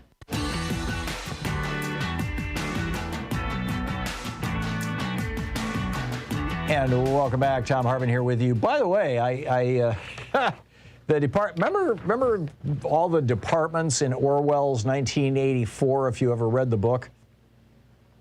It's such a dark book. I missed, when I was in high school, I just did the Cliff Notes version for a report, and so I never actually read it. And I was in Australia back in 2000. I was doing a tour all around the country on ADHD. And I thought, hey, it's a great opportunity to read Orwell's book, because I read myself to sleep every night. And so I got a copy when I first arrived in Sydney. And by the third or fourth day, I was about 3/4 of the way through the book, and I was having these really dark dreams. I mean, it was just, it's like, of course, you know, when you're 12 hours out of sync and experiencing jet lag, you get these vivid dreams anyway. But I had to stop reading it. It's like, whoa. But anyhow, so there were all these departments, right? You know, and in 1984 in that book, and it looks like Ron DeSantis wants to do the same thing. This Bob Brigham writing over at rawstory.com. Florida Governor Ron DeSantis wants the state to invest in a massive new effort. It's called the New Office of Election Crime and Security. The Miami Herald reports, likely the first of its kind in any state, it would give DeSantis and future governors unprecedented authority over election-related investigations. Oh, isn't that sweet? Yes, it's called the Office of Election Crime and Security, and we, Ron DeSantis, we and the Republicans get to decide what is a crime and what constitutes security. The Miami Herald report goes on to say it would employ 45 investigators, have a $5.7 million budget, and a broad mandate to look into violations of state election law and election, quote, irregularities, end quote. The newspaper explains the new proposal came after DeSantis faced, quote, accusations from the GOP base that he still isn't doing enough to support former President Donald Trump's baseless claims of voter fraud. Right. This is amazing. DeSantis has been called out by a Tallahassee billboard and threatened with a primary challenge by Roger Stone. It's incredible. Meanwhile, 3 Republicans in the Villages, remember the Villages, the place where they were doing the Trump parades with their little golf carts, have been busted for voter fraud. But those are not the ones that the Republicans want to go after. Instead, they want to go after that woman in Texas, Crystal, what was her last name? The black woman who was given 5 years in prison for voting illegally because she had just gotten out of prison. She was a felon, and she didn't realize that in Texas, felons can't vote. And in fact, she wasn't sure, so she cast a provisional ballot so that they would double check it before they counted it and tell her if she could legally vote. And they did double check it, and then they went out and arrested her. I mean, it's just, but she was a Democrat. She was black. In the case of the Villages, I'm willing to bet none of those Republicans who double voted for Donald Trump, once in Florida and once by mail in their home states, because these are snowbirds, I'm willing to bet that none of them are going to go to jail. What say you? You think? So, anyway, there's a lot going on right now. David in Spotswood, New Jersey. Hey, David, what's on your mind today? Hey, I hope the United States leaves Chile alone this time. But if Biden wanted to get reelected, all he'd have to do is lift the embargo on Venezuela, and gas prices would drop. You think? That's my. I didn't. Well, they have the second largest oil reserves. I know, but are they producing? I thought oil. Yeah, I got that, but it's really dirty oil. There's only one refinery in the United States that can process it. I believe it's owned by Koch Industries. I may be wrong. It certainly was at one time, I'm pretty sure. But that one refinery is what they built the pipeline from Canada to go to so it could deal with coal tar. So I'm not even sure that we could process Venezuelan oil any longer. Well, it wouldn't hurt. I mean, well, it would affect the world prices. It would also send a signal to the markets. I'm not for it because it's dirty oil and it's not great for climate change. Right. But I'm just saying there is no reason for that embargo on Venezuela. Yeah, I'm with you on that. I would say, and it's doing terrible damage to the Venezuelan people. The other one that I would say is get Iran back into the JPOC, back into the Iran nuclear deal, so that we can lift the embargo on Iranian oil too. I mean, it was an embargo on Iranian oil, or actually it was the failure of Iran to ship oil when the Shah of Iran fell in 1979 that caused that second big goose in oil prices that boosted inflation in '79 that hurt Jimmy Carter so bad in the 1980 election. And, inflation was running at 10% in the first year of the Reagan administration. And that was because Iran's oil was offline because of the Iranian Revolution, because the students had taken over and shut down the oil exports. And the price of oil just went through the roof. So Iran, Venezuela, that's a good point, David. It's a good point. The politics of it, he would be seen as embracing. Lifting the embargo would also bring Iran to the table more. I think in both cases, yeah. I don't believe, David, that there has ever been a time in history when an embargo has caused a government to change its policies. It certainly didn't work with Cuba. In fact, if anything, it made them stronger. David, thank you for the call.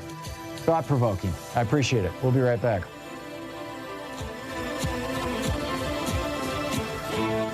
You're listening to the Thom Hartmann Program. Call 202-808-9925. Your calls on the other side of the break. How is Omicron affecting your state? What are you anticipating? Are you ready?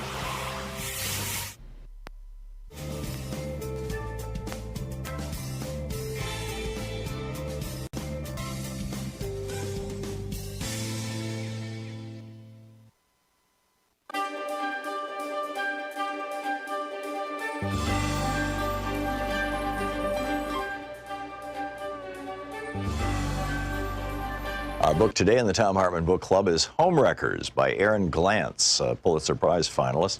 The subtitle is How a Gang of Wall Street Kingpins, Hedge Fund Magnates, Crooked Banks, and Venture Capitalists suckered millions out of their homes and demolished the American dream. It's quite a subtitle. This is from chapter 21, titled Triumph of the Homewreckers. Donald Trump took the oath of office on a chilly Friday morning, delivering an inaugural address that promised an end to the corruption and impotence that had widened America's historic wealth gap. He understood that his victory had been propelled by harnessing the public's rage and envy at having been left behind in the economic recovery, and that he promised that he would not forget it. Evoking FDR's famous Forgotten Man speech from 1932 that promised to prioritize the needs of, quote, the man at the bottom of the economic pyramid, Trump declared, quote, the forgotten men and women of our country will be forgotten no longer. Politicians had prospered, he said, but jobs had evaporated, factories closed. Quote, the establishment protected itself, but not the citizens of our country. Their victories have not been your victories. Their triumphs have not been your triumphs.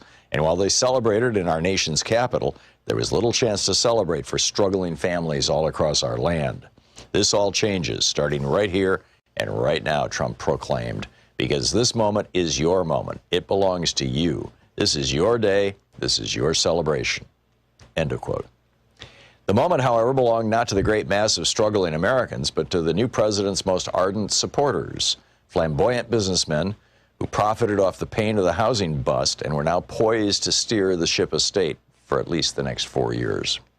As Trump reached out his hand and swore to preserve, protect, and defend the Constitution of the United States of America, his close friend and inaugural committee chair, Tom Barack, stood behind him, smiling in a blue scarf and black overcoat.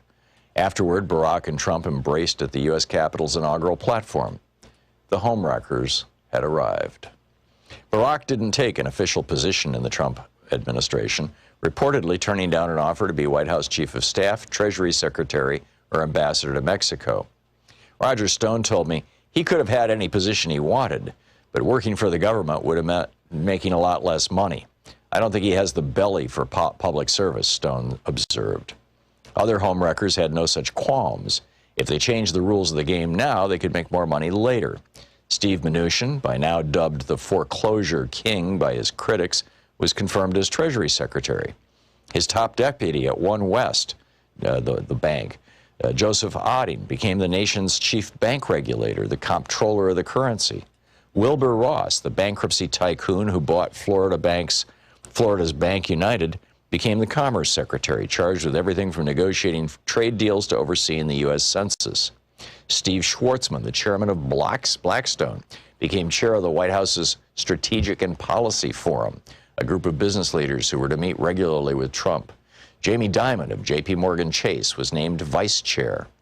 Though the group disbanded over the summer after Trump's statement that bigotry and violence on many sides were responsible for a white nationalist's killing a counter-protester in Charlottesville, Virginia, Schwartzman, along with Barack, is said to be among a small group of outsiders, including Sean Hannity, who are put directly through to the president rather than being routed through the normal communications channels. Hannity reportedly chats with Trump nightly. Schwartzman has flown on Air Force One. On February 12, 2017, less than a month into Trump's presidency, while the commander-in-chief was dining with Prime Minister Shinzo Abe of Japan at his Mar-a-Lago golf club, Schwartzman threw a massive 70th birthday bash at his Four Winds estate, barely a mile and a half away. This time, neither Donald nor Melania Trump could make it, but daughter Ivanka and son-in-law Jared Kushner did, along with Mnuchin, Ross, and a who's who of high finance and culture, from Henry Kravis, co-founder of the hostile takeover firm Kohlberg Kravis Roberts, to the fashion designer Donatella Versace. The party featured live camels, trapeze artists, fireworks, and a gondolier. Schwartzman's tennis courts were covered with Asian-themed staging. The man who'd hired Patti LaBelle to sing Happy Birthday for his 60th was serenaded by Gwen Stefani on his 70th. After Happy Birthday, the peroxide pop star took a, quote, a quick twirl with the birthday boy around a dance floor constructed inside a two-story tent where acrobats shimmied and jumped, the New York Times reported. Unlike a decade before, when Schwartzman's glorious pre-bust bash sparked condemnation from sources as conservative as the Wall Street Journal, this time the festivities sparked very little blowback. In her story, Bloomberg reporter Amanda Gordon reveled in the comparison with Schwartzman's 60th. There were some differences, though. She wrote, "Remember that beautiful fur coat on Melania Trump? It was New York in February on a weeknight.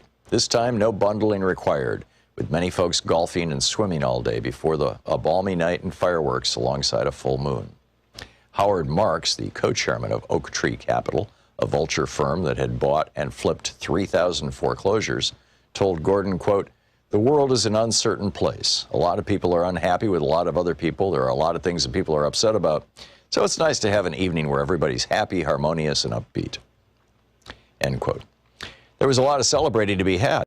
In June, the gang got together for the marriage of Steve Mnuchin and his third wife, actress Louise Linton, almost 2 decades younger than him. And then it continues from there. The book is Homewreckers by Aaron Glantz. Listening. It really means a lot to us. Back in the 2020 election, there were 3 issues actually that polled higher than President Biden did and Democrats in general.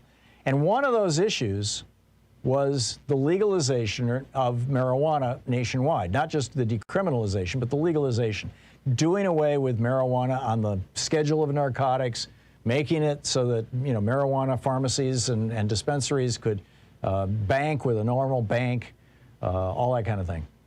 This was so popular that a Republican now is getting ahead of this. Democrats, we are falling behind, right? This was more popular than Joe Biden. Democrats need to jump on this. Representative Nancy Mace, a Republican from South Carolina, has just introduced the States Reform Act, which repeals federal prohibition of marijuana, expunges federal nonviolent marijuana crimes, and promotes local ownership. We've got a video about this over at thomhartmann.com. You need to check it out.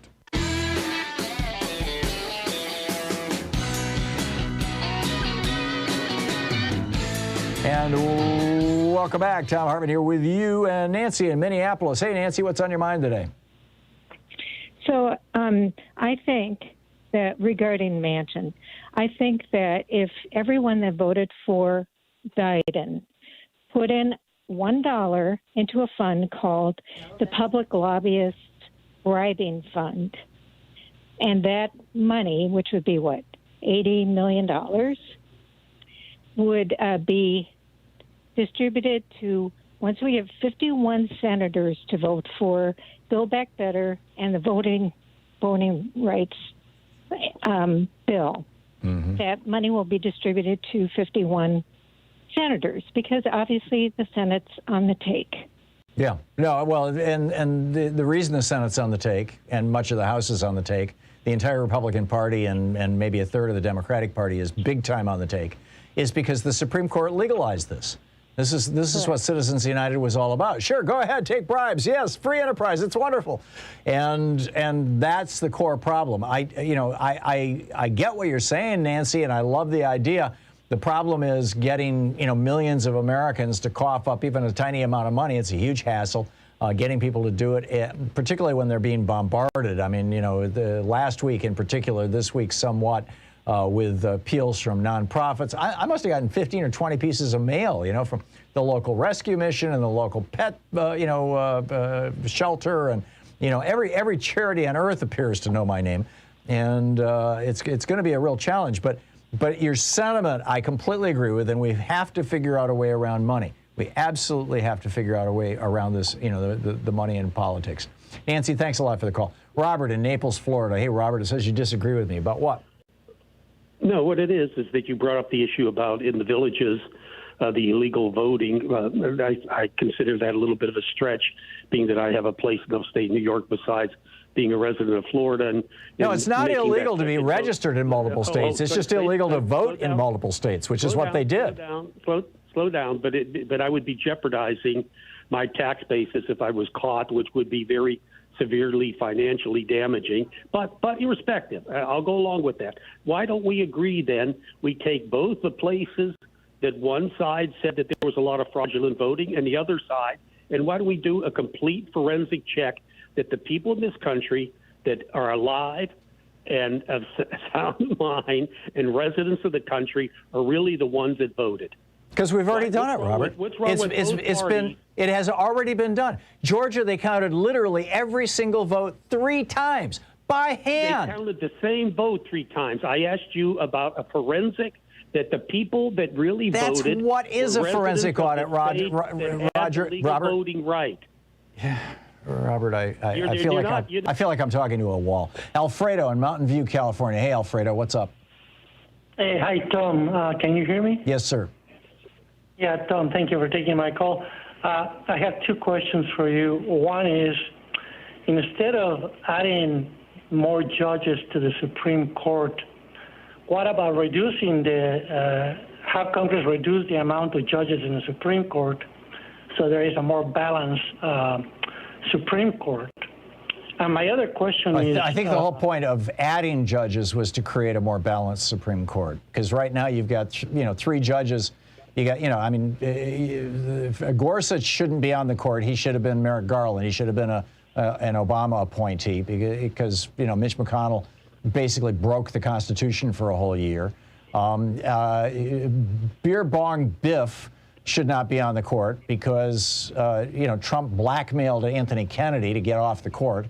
And frankly, our handmaid tale lady, Annie Coney Barrett, should not be on the court because Ruth Bader Ginsburg her body wasn't even in the ground at the time that and this was after Trump was lost the election. I mean, typically those cases actually do go into the next one. So this is just cleaning it up.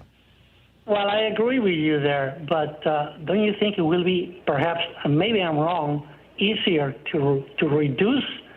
Let's say remove 3 of those conservative judges. No, whatever it is, whatever you're talking about, Alfredo, because Article 3, Section 2 of the Constitution specifically says that the Congress can regulate the court. In other words, the Congress gets to decide how many members of the court there are. Passing an expansion of the court or passing a reduction of the size of the court would be equally problematic, and reducing the size of the court would actually jam up the whole court system even worse than it is right now. We have a shortage of federal judges across the country. We should actually have more federal districts, and we should have more members of the U.S. Supreme Court. And because each one of the federal districts has a member of the Supreme Court who is the titular head of it, if we had more districts, we would have to have more members of the court, or vice versa. And I think that's the way to do it. Alfredo, thanks for the call. Paul in Ambler, Pennsylvania. Hey, Paul, what's up? Hi, Tom. I wanted to talk about Build Back Better in the, the concept that people need to understand we need a bigger government because we have a bigger world. We have a $20 trillion annual economy just in the United States.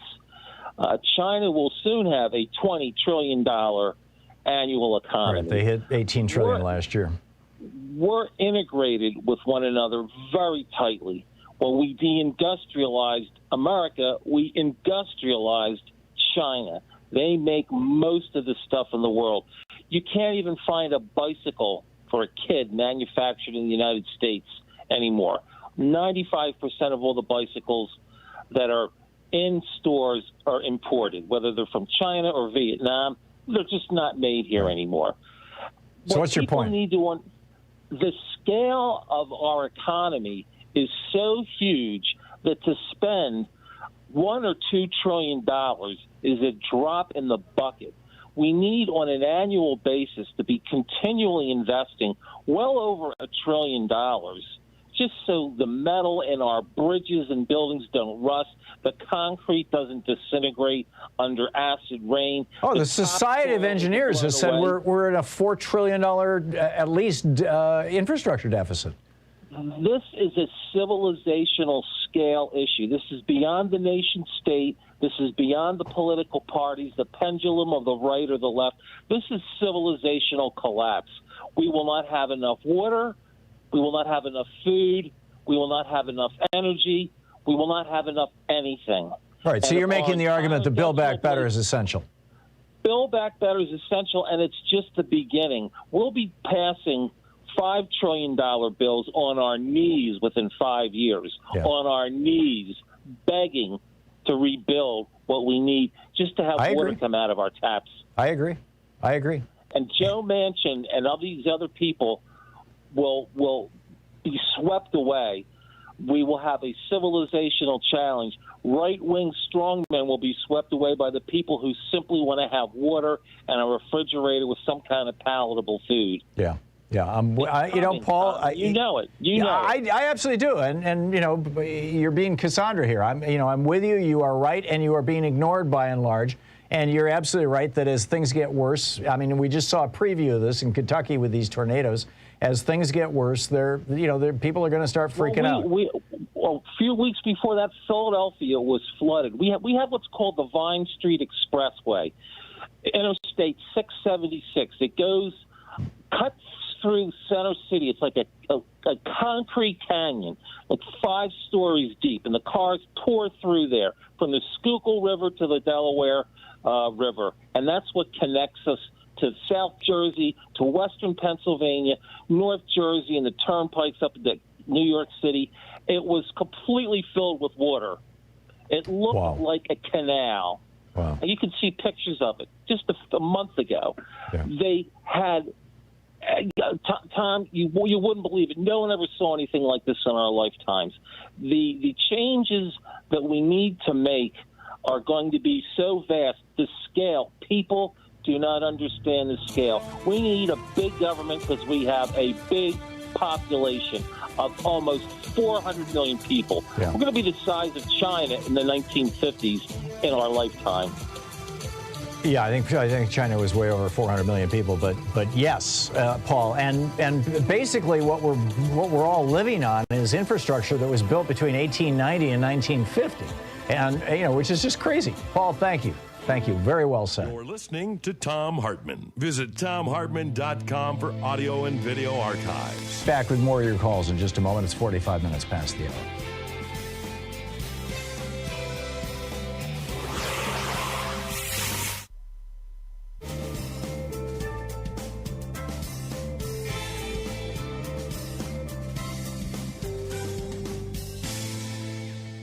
And welcome back, Robert in Minneapolis. Hey, Robert, thanks for watching us on Free Speech. What's up?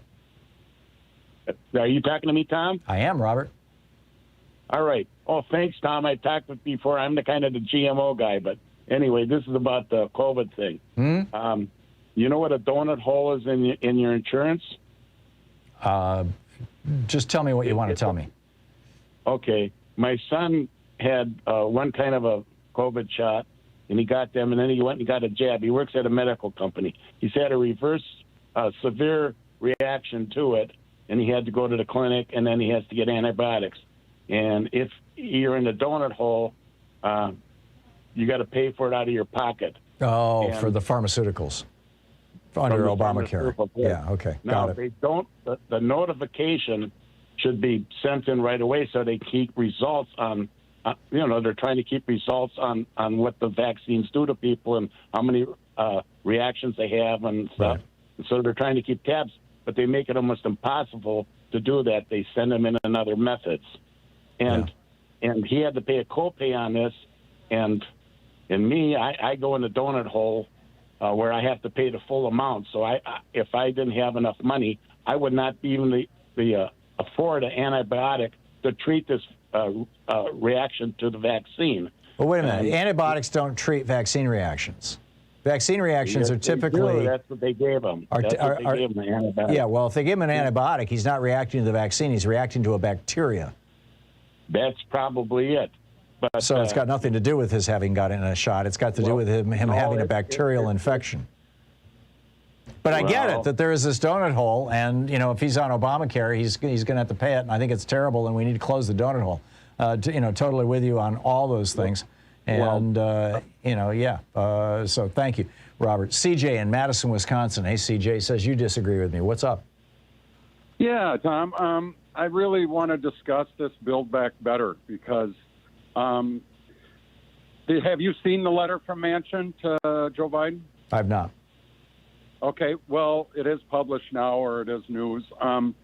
He did state $1.5 trillion, and the CBO comes back at $4.7 trillion. Tom, if you were going to buy a car and you were going to pay for it for 10 years, but you could only use it for 1 to 3 years, would you buy that car? Yeah, this is a silly argument, CJ. When the Donald Trump tax cut, $1.5 trillion tax cut was passed, they scored it for 1 year. They didn't score it for 10 years. We're talking about Build Back Better. So what's good for the goose is good for the gander. These CBO scores are so often BS, and any member of Congress can ask the CBO to score something and give them the criteria. Manchin could have just as easily said, hey, score this bill over a 25-year period. How much is it going to cost? But they didn't do that, by the way, with the so-called bipartisan bill that Manchin was all in on because there were 19 Republicans who went along with it because it was packed with hundreds of billions of dollars of subsidies for big corporations that support right-wingers. That bill is adding $300 billion to the deficit this year. And give that a 10-year score. Come on, CJ, you got to be consistent. We'll be back. It's 49 minutes past the hour. Stick around.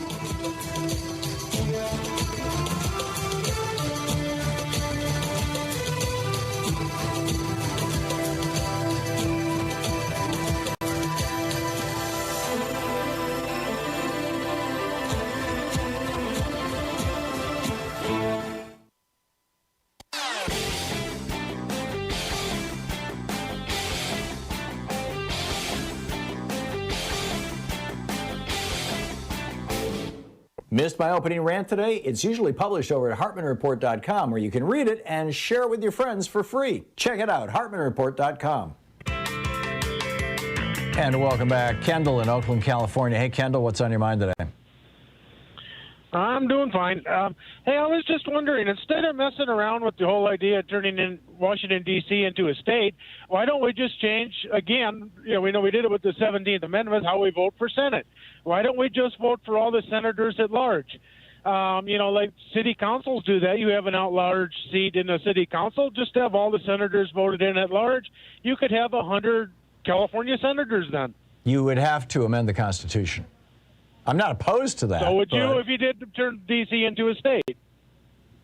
No, you don't have to amend the Constitution to turn D.C. into a state. In fact, you can do it with a simple majority in the House and the Senate. That's all it takes to accept a state.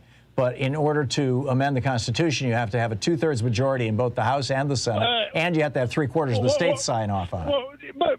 But turning D.C. into a state's only going to give you 2 more senators. And that's better than none. Trump voters turn another state and we flip a couple more senators. Then you're in the same boat you are now. Yeah. No, you're right, but right now the Democrats are faced with the possibility of either A, making D.C. a state and getting 2 Democratic senators, or not.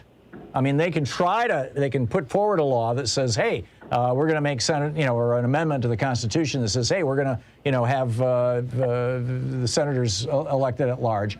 But, good luck with that. I mean, there have been some constitutional amendments that have languished over 100 years. Actually, there's been one that languished over 100 years before it was passed. Some have been passed quickly, but typically it takes years. Dave in Federal Way, Washington. Hey, Dave, what's on your mind?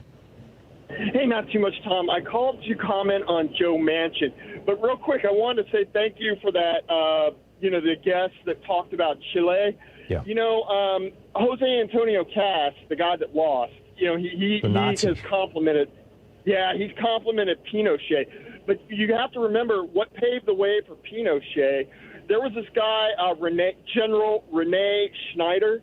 He was assassinated basically on the permission of Henry Kissinger.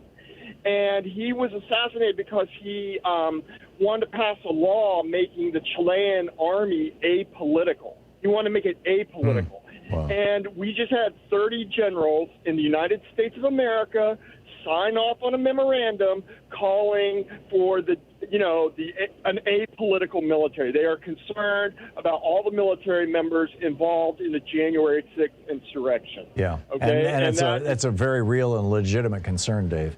And this has Mikey Weinstein first started pointing out with the Air Force Academy's indoctrination, Christian indoctrination of their cadets. When his son went into the Air Force Academy, he started yelling about that. And the deeper he dug, the more he found that it wasn't just Christianity that these people were being evangelized by. It was right-wing political worldviews and white supremacy that they're being evangelized by in our military. And I agree with you. I think that having literally a law of some sort would be a really good idea to prevent that kind of thing from happening. Thank you, Dave. Alvin in Greeley, Colorado. Hey, Alvin, what's on your mind? Hi, Tom. Merry Christmas. I wanted to talk about Joe Manchin. You said that you think he's going to flip parties, or he might. There's an article on AlterNet that he's basically threatening to do that angry Democrats could, quote, push him out of the party. And I think that's what he intends to do. He's going to flip parties. I read in the paper he's been meeting regularly with Mitch McConnell. Yeah, he has been, and he's taken over $1 million from donors who are typically just donors to Republicans. My guess is if he's going to change parties, either he's going to do it right after the first of the year and just drop a bomb on the Democrats and say, okay, you don't even control the Senate anymore, or if Republicans regain control of the Senate, and this is I think this is a more likely scenario because I think Joe Manchin is a relatively smart politician, a canny politician, let's say. After the 2022 election, a year from now, if the Republicans get control of the Senate, that would be, in my mind, when Joe Manchin flips parties, because then he would be joining the winning side. I guess if he did it right now, he would be joining the winning side as well, because he would be creating the winning side. The problem that Joe Manchin has, if he becomes a Republican, is that he's not a Trumpy. He's not Trumpy enough for the Republican Party. And he would face a Trumpy Republican challenger for a primary if he wants to run again. Now, the flip side of that is that Manchin is like 72, 73 years old. And so there's a very good chance. I mean, he's going to be 75, 76 by the time he's up for re-election, that he's not going to run for re-election. So, all of these things, all of these considerations kind of concatenate, meaning that, who knows what's going to happen. Ken in West Lynn. Hey, Ken, what's up? Yeah, Tom, I'm thinking, the Dems should lobby Michigan, Ohio, Missouri, Kentucky. These are states where Ford is planning to build and spend hundreds of billions of dollars to build electric cars. And they're not going to do that in a down economy. And so if they play games like that... And they may not do it as aggressively as you're discussing if there are no subsidies for those cars. We are subsidizing fossil fuels and fossil fuel using products to the tune of hundreds of billions of dollars a year. And if we don't start subsidizing electric vehicles, it's just going to slow everything down.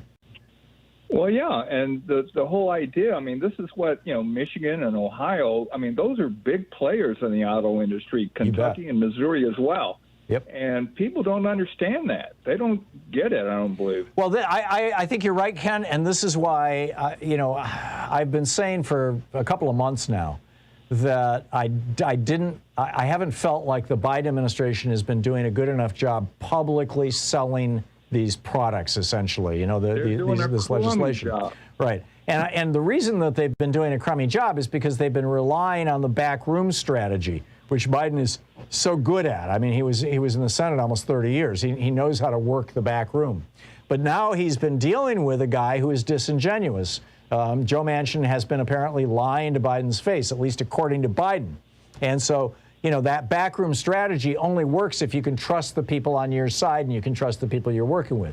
And Manchin has made it clear, apparently, that Biden can't trust him. So now, frankly, the question is, will Biden use a public strategy the way Trump did for 4 years and just get out there on a daily basis and start pounding on this stuff and calling names and taking names and kicking ass? Or is he going to double down on his Senate strategy?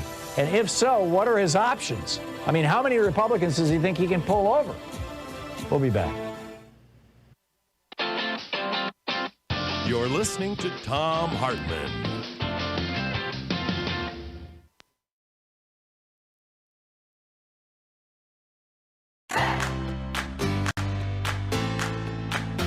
These companies support the Thom Hartmann program. They are HelloFresh, the #1 meal kit delivery service. More info at HelloFresh.com, code TOM. CB Distillery, CBD for sleep and pain relief. More info is available at cbdistillery.com, code TOM. Ground News, a well-rounded perspective for news readers. More info at ground.news/Tom. Angie, for any project on your to-do list. More info at Angie.com. Dinovite, a whole food supplement for your pet's immune system. More info at Dinovite.com. And ExpressVPN, the VPN that just works. More information at expressvpn.com/Tom.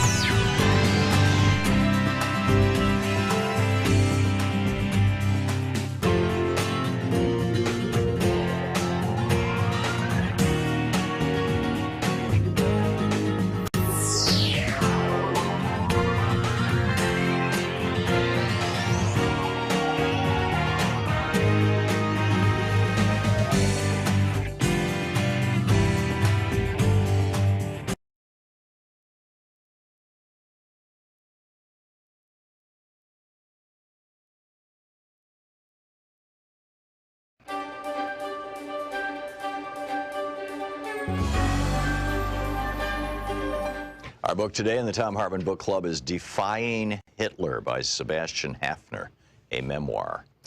This is from chapter 17, about a little more than a third of the way into the book. At first, the revolution only gave the impression of being an historical event like any other, a matter for the press that might just possibly have some effect on the public mood. The Nazis celebrate January 30th as their day of revolution. They are wrong. There was no revolution on January 30th, 1933, just a change of government. Hitler became chancellor, by no means the Führer of the Nazi regime. The cabinet contained only 2 Nazis apart from him. He swore an oath of allegiance to the Weimar Constitution. The general opinion was that it was not the Nazis who had won, but the bourgeois parties of the right, who had captured, in quotes, the Nazis and held all the key positions in the government. In constitutional terms, events had taken a much more conventional, unrevolutionary course than most of what had happened during the previous 6 months. Outwardly also, the day had no revolutionary aspects, unless one considers a Nazi torchlight procession through Wilhelmstrasse or a minor gunfight in the suburbs that night as signs of a revolution. For most of us outsiders, the experience of January 30th, 1933 was that of reading the papers and the emotions we felt while we were doing so. The morning headline was, "Hitler called to president." That produced a certain nervous, impotent irritation. Hitler had been called to the president in August and November. He had been offered the vice-chancellorship and then the chancellorship. Both times he had set impossible conditions, and both times there had been solemn declarations, "Never again." Each time, "never again" had lasted exactly 3 months. Hitler's opponents in Germany at that time suffered from a compulsive urge to offer him everything he wanted, indefatigably, and at an even cheaper price, indeed to press it upon him. It's the same now with his opponents outside Germany. Again and again, this appeasement was formally renounced, and again it gaily reappeared at the crucial moment. Just so today. Then, as now, one's only hope was Hitler's own unreasonableness. Would it not sooner or later exhaust the patience of his opponents? Then, as now, it became apparent that their patience knew no bounds. At midday, the headline said, "Hitler makes impossible demands." We nodded, half reassured. It was only too credible. It would have gone against his nature to ask for less than too much. Perhaps the cup had once more passed from us. Hitler, the last defense against Hitler. At about 5 o'clock, the evening papers arrived. Cabinet of National Unity formed Hitler Reichschancellor. I don't know what the general reaction was. For about a minute, mine was completely correct. Icy horror. Certainly this had been a possibility for a long time. You had to reckon with it. Nevertheless, it was so bizarre, so incredible to read it now in black and white. Hitler Reichschancellor. For a moment, I physically sensed the man's odor of blood and filth, the nauseating approach of a man-eating animal, its foul, sharp claws in my face. Then I shook the sensation off, tried to smile, started to consider, and found many reasons for reassurance. That evening, I discussed the prospects of the new government with my father. We agreed it had a good chance of doing a lot of damage, but not much chance of surviving very long. A deeply reactionary government with Hitler as its mouthpiece. Apart from this, it did not really differ much from the two governments that had succeeded Brüning's. Even with the Nazis, it would not have a majority in the Reichstag. Of course, that could always be dissolved, but the government had a clear majority of the population against it, in particular the working class, which would probably go communist now that the Social Democrats had completely discredited themselves. One could prohibit the communists, but that would only make them more dangerous. In the meantime, the government would be likely to implement reactionary social and cultural measures with some anti-Semitic additions to please Hitler. That would not attract any of its opponents to its side. Foreign policy would probably be a matter of banging the table. There might be an attempt to rearm. That would automatically add the outside world to the 60% of the home population who were against the Hitler government. Besides, who were the people who had suddenly started voting Nazi in the last 3 years?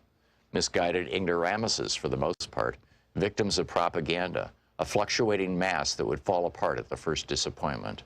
No, all things considered, this government was not a cause for alarm. The only question was what would come after it. It was possible that they would drive the country to civil war. The communists were capable of going on the attack before a prohibition against them came into force. The next day, this turned out to be the general opinion of the intelligent press. It is curious how plausible an argument it is, even today, when we know what came next. How could things turn out so completely different? Perhaps it was just because we were all so certain that they could not do so, and relied on that with far too much confidence. So we neglected to consider that it might, if worse came to worse, be necessary to prevent the disaster from happening. Through the whole of February 1933, everything that happened remained a matter for the press. In other words, it took place in an arena that would lose all reality for 99% of the population the moment there were no newspapers. Admittedly, enough occurred in that arena. The Reichstag was dissolved, then in a flagrant breach of the Constitution, Hindenburg also dissolved the Prussian regional parliament. There were fast and furious changes of personnel in the civil service. The book defined Hitler.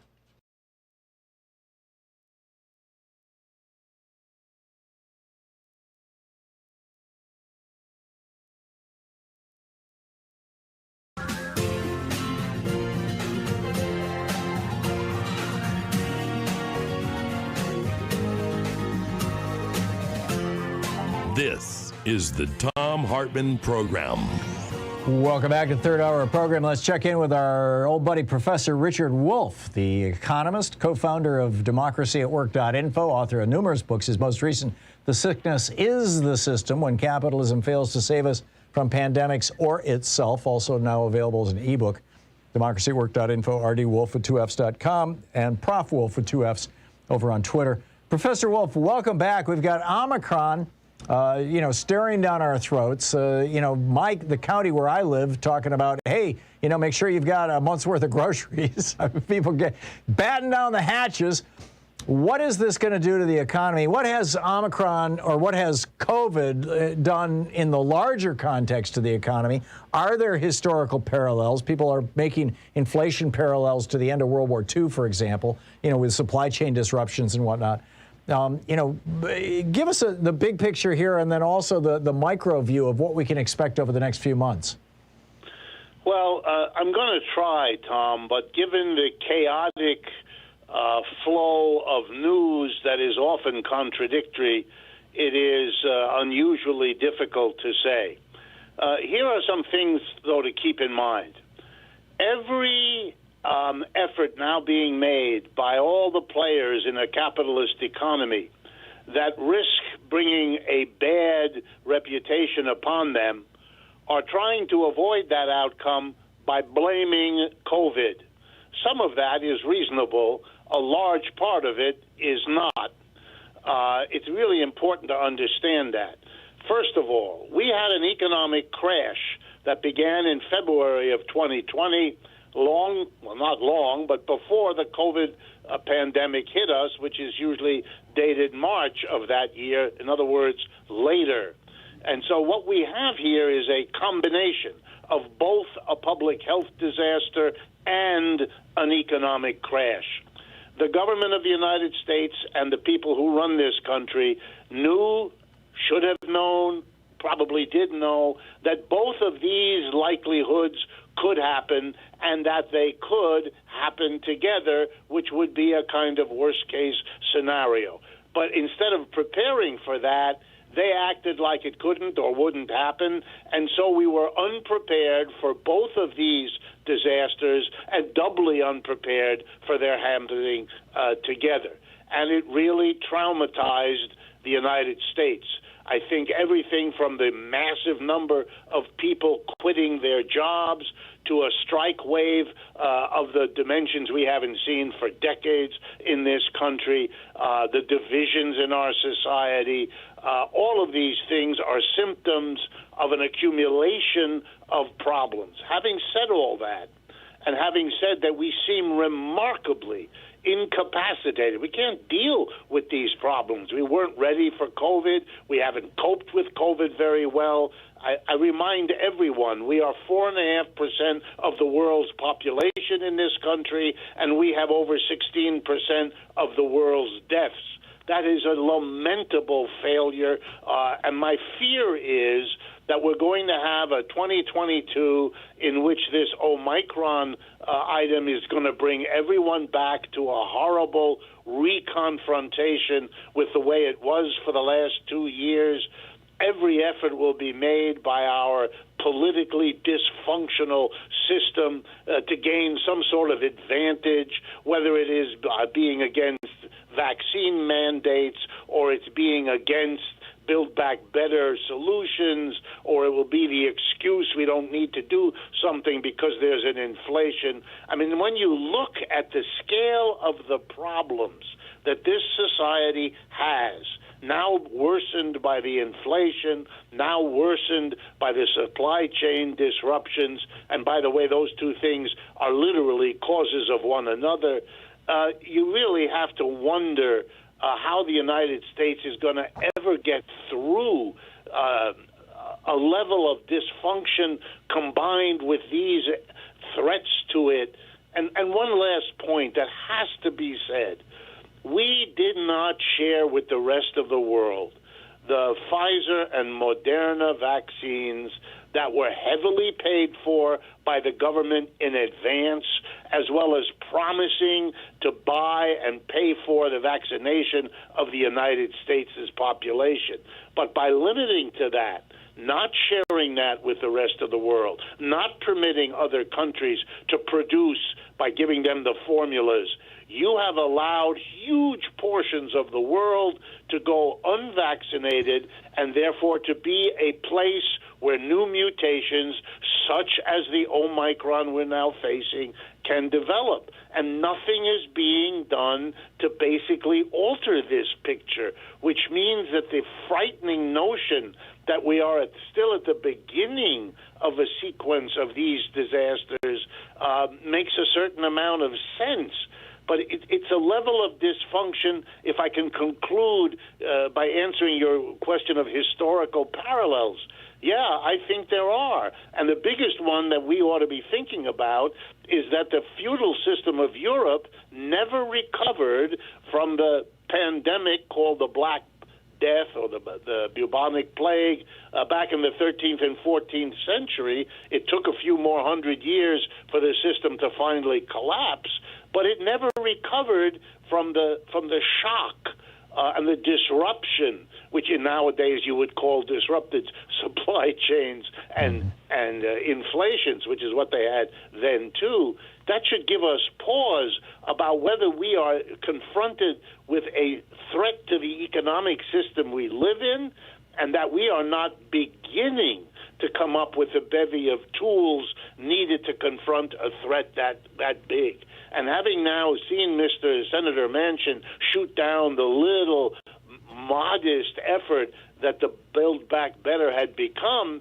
you are watching almost in slow motion the incapacity to cope that is becoming the number one theme of the economic system we're living in. All right. And just for the record, the Biden administration has been calling for the so-called TRIPS waivers for the third world to be able to make vaccines. The barrier here in the World Trade Organization has been Germany under Merkel. Now, there's a new, what's his name? Scholz. Scholz. Yeah. You've got a new prime minister. I don't recall, he's only been in office for a week or two. I don't recall if he's made any public pronouncements about the TRIPS waivers. Do you know? Because if he was to change his mind, if he was to change Germany's position, then we could get that. I was thinking about, for my op-ed for today, writing a piece that, Omicron is God's way of saying you should have shared the patent. Absolutely. Punishing you for greedy pharma companies. Well, European newspapers, and I'm in no position to make a judgment that's worth anything here, but in a lot of European newspapers, the argument is made that it is Pfizer and Moderna, with the collusion of the United States government, that is holding all of this back because Pfizer wants to make more money before it does all of this stuff. I don't know. I mean, I can't validate or verify these things. But what I know is that in the long run, history won't be all that interested in who did or didn't do something. Right. If the Germans or any country were the obstacle, then we're still left with why did not all of the other countries do the appropriate end run around the one or two that held back in the name of the human race, if not. I'm with you. I think that has to do with the WTO being, like the European Union, a consensus-based organization. But I noticed that the Goldman Sachs just cut our GDP forecast for this year. Are you seeing an economic slowdown as a result of this, or do you think that because this virus is moving so fast that it's going to burn through the country in just a matter of a few months, and by the end of the year, by the end of next year, by the end of 2020, 1 year from now, we will be starting, at least economically, to get back to normal? The problem is you can't reason like that, Tom, because over the next 6 months, 12 months, there'll be another Omicron, perhaps, in all those parts of the world that still aren't vaccinated at all, and that are therefore breeding grounds. And we now know that even with vaccine, you can get the disease again, which means that many more opportunities for yet other mutations. Right. I think you're absolutely right to focus that Goldman Sachs does not want to have to make a prediction like that because, among other things, it's going to hurt them. And they're doing that because they feel they have to protect their clients in order to keep them. And so they're saying what can't be said by others in the hopes that it'll make the kind of difference that that their clients expect them to make. And I'm afraid they have a lot of information beyond what we already know to indicate that we are in for another shock. And the only question is how long and how bad it'll be.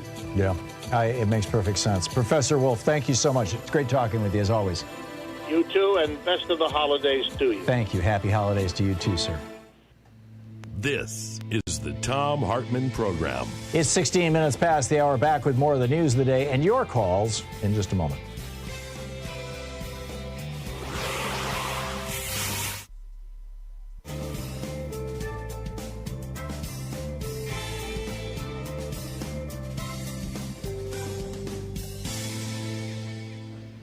And welcome back.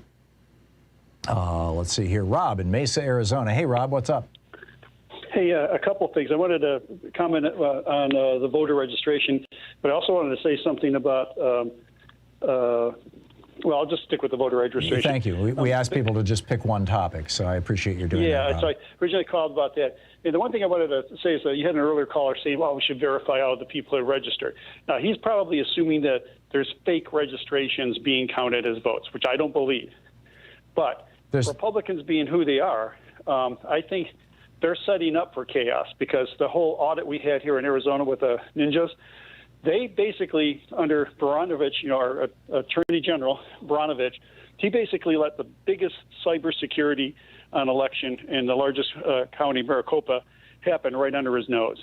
They stole every ballot, every signature, every phone number to our county, the largest county, Maricopa. Right. And you can't tell me that they might not try to use that later. That could be just something as just trying to target people, for vote. Oh, they've been using it right along, Rob. They're going door to door, banging on people's doors and say, we want to just verify that you voted for Trump or Biden. Right. People are calling the police because of this. Well, what worries me more is they might just try to create chaos.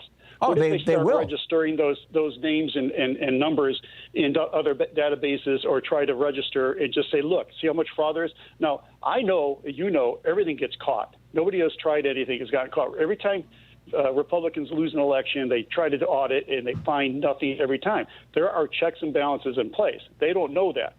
And that's the problem with dealing with people who are basically foolish. They never know when they're wrong. Right. And I just fear that they're going to use this data in some way to just say, to start crying, the election's a fraud again, and to try and disrupt things. Now, I guess in the next election, if they delayed things, that would help Democrats out, because if you don't certify things, we still stay in power, right? But I just don't put it past them to try something stupid just to create more chaos, because that just seems to be all they have going for them right now is I agree, Rob, and not just in Arizona, by the way. And this is why I think it's so important to pass the Freedom to Vote Act and the John Lewis Voting Rights Act and get this stuff done. Just outlaw interference in elections like the Republicans are planning to do. Right, and for Manchin to come in and say he thinks that it should be a bipartisan thing, they're not partisan. So he's teaming up. You had said that he might switch parties, if well, he may have Lisa Murkowski on voting rights. She has publicly said that she's in favor of passing voting rights legislation, and that she would consider an amendment, a change to the Senate rules, the filibuster rule, to do that. And so if Sinema tries to be the holdout and Manchin's willing to go along with voter rights, and he can bring Lisa Murkowski in, and possibly even the senator from Maine. It's possible. Yeah, and to me, that's more important than anything else going on right now, because if we lose the election edge over bias in the system, then it's going to be really hard to recover. Yeah. Because, all the gerrymandering, we elect our senators right now, that's gerrymander free. Each state just selects two.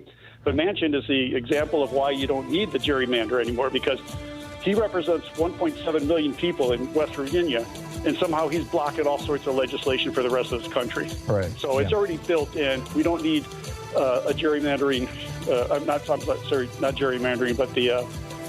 Yeah, and not only that, he's a guy who was elected by only 400,000 people. So, yeah. Rob, thank you for the call. Yeah, we need election legislation now.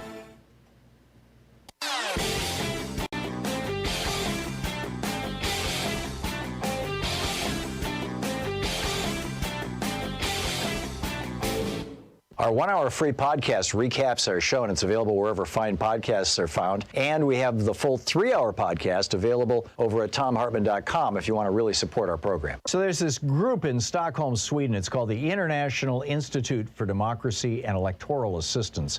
They are, world famous. Every year they release, or periodically, they release a report called The Global State of Democracy. And they just released their 2021 version of this.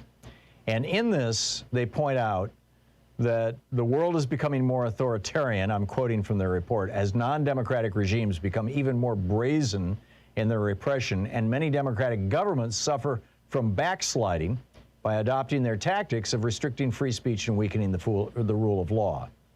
Now, who is backsliding? They go on to say the United States is backsliding. The bastion of global democracy, the United States, fell victim to authoritarian tendencies itself and was knocked down a significant number of steps on the democratic scale. We are a backsliding nation. There's a whole video about this over at thomhartmann.com. Check it out.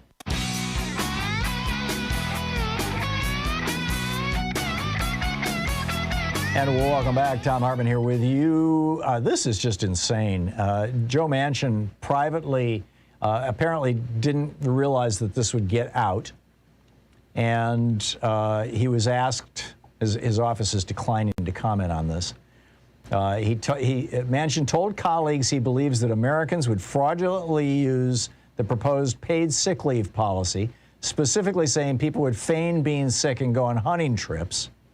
He said the child tax credit would be used by parents to buy drugs. I mean, this is the kind of crap that we used to hear from Strom Thurmond when he was, oh, we shouldn't have any welfare programs, Lyndon Johnson. It's just breathtaking. This is what happens when you get multi-generational multimillionaires who have never had to work in their lives in a serious way, in a way that if they fail in their work, their food supply is endangered. Making laws.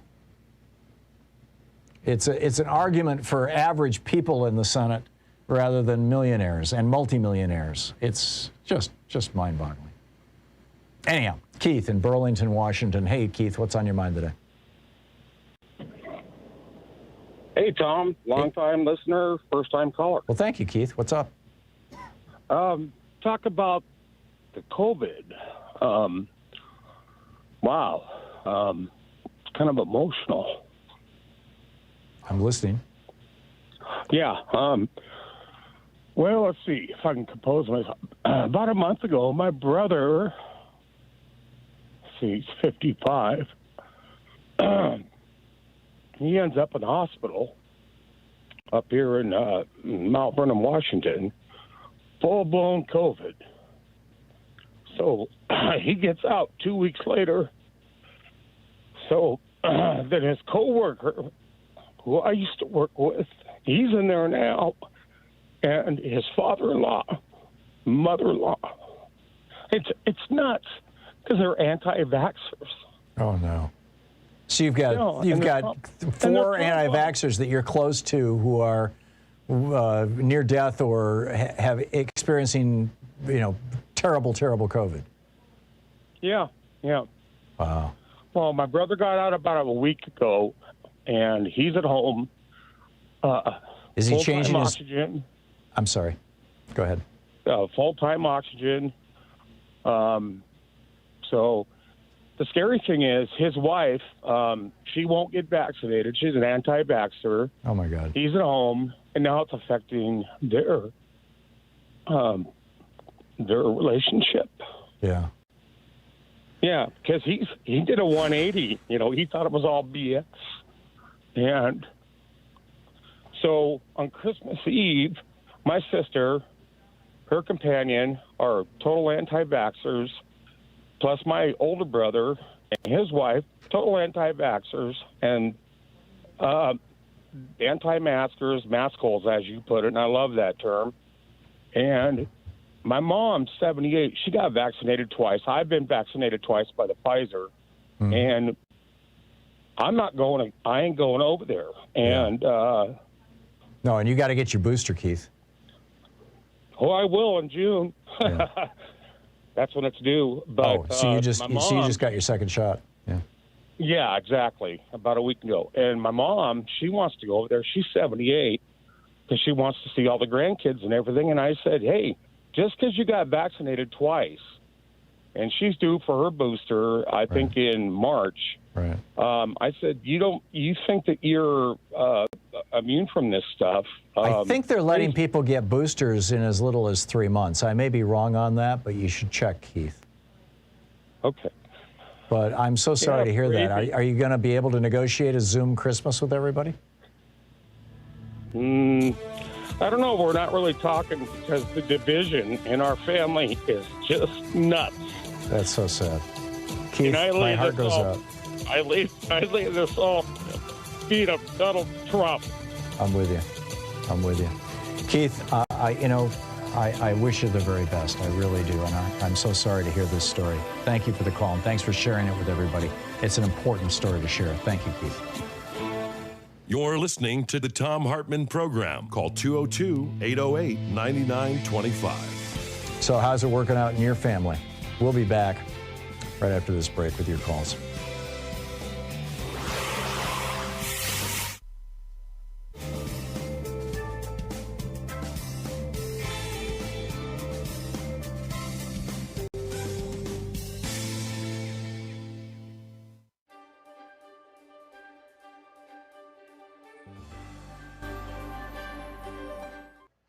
Our book today is The End of the Myth, From the Frontier to the Border Wall in the Mind of America by Greg Grandin.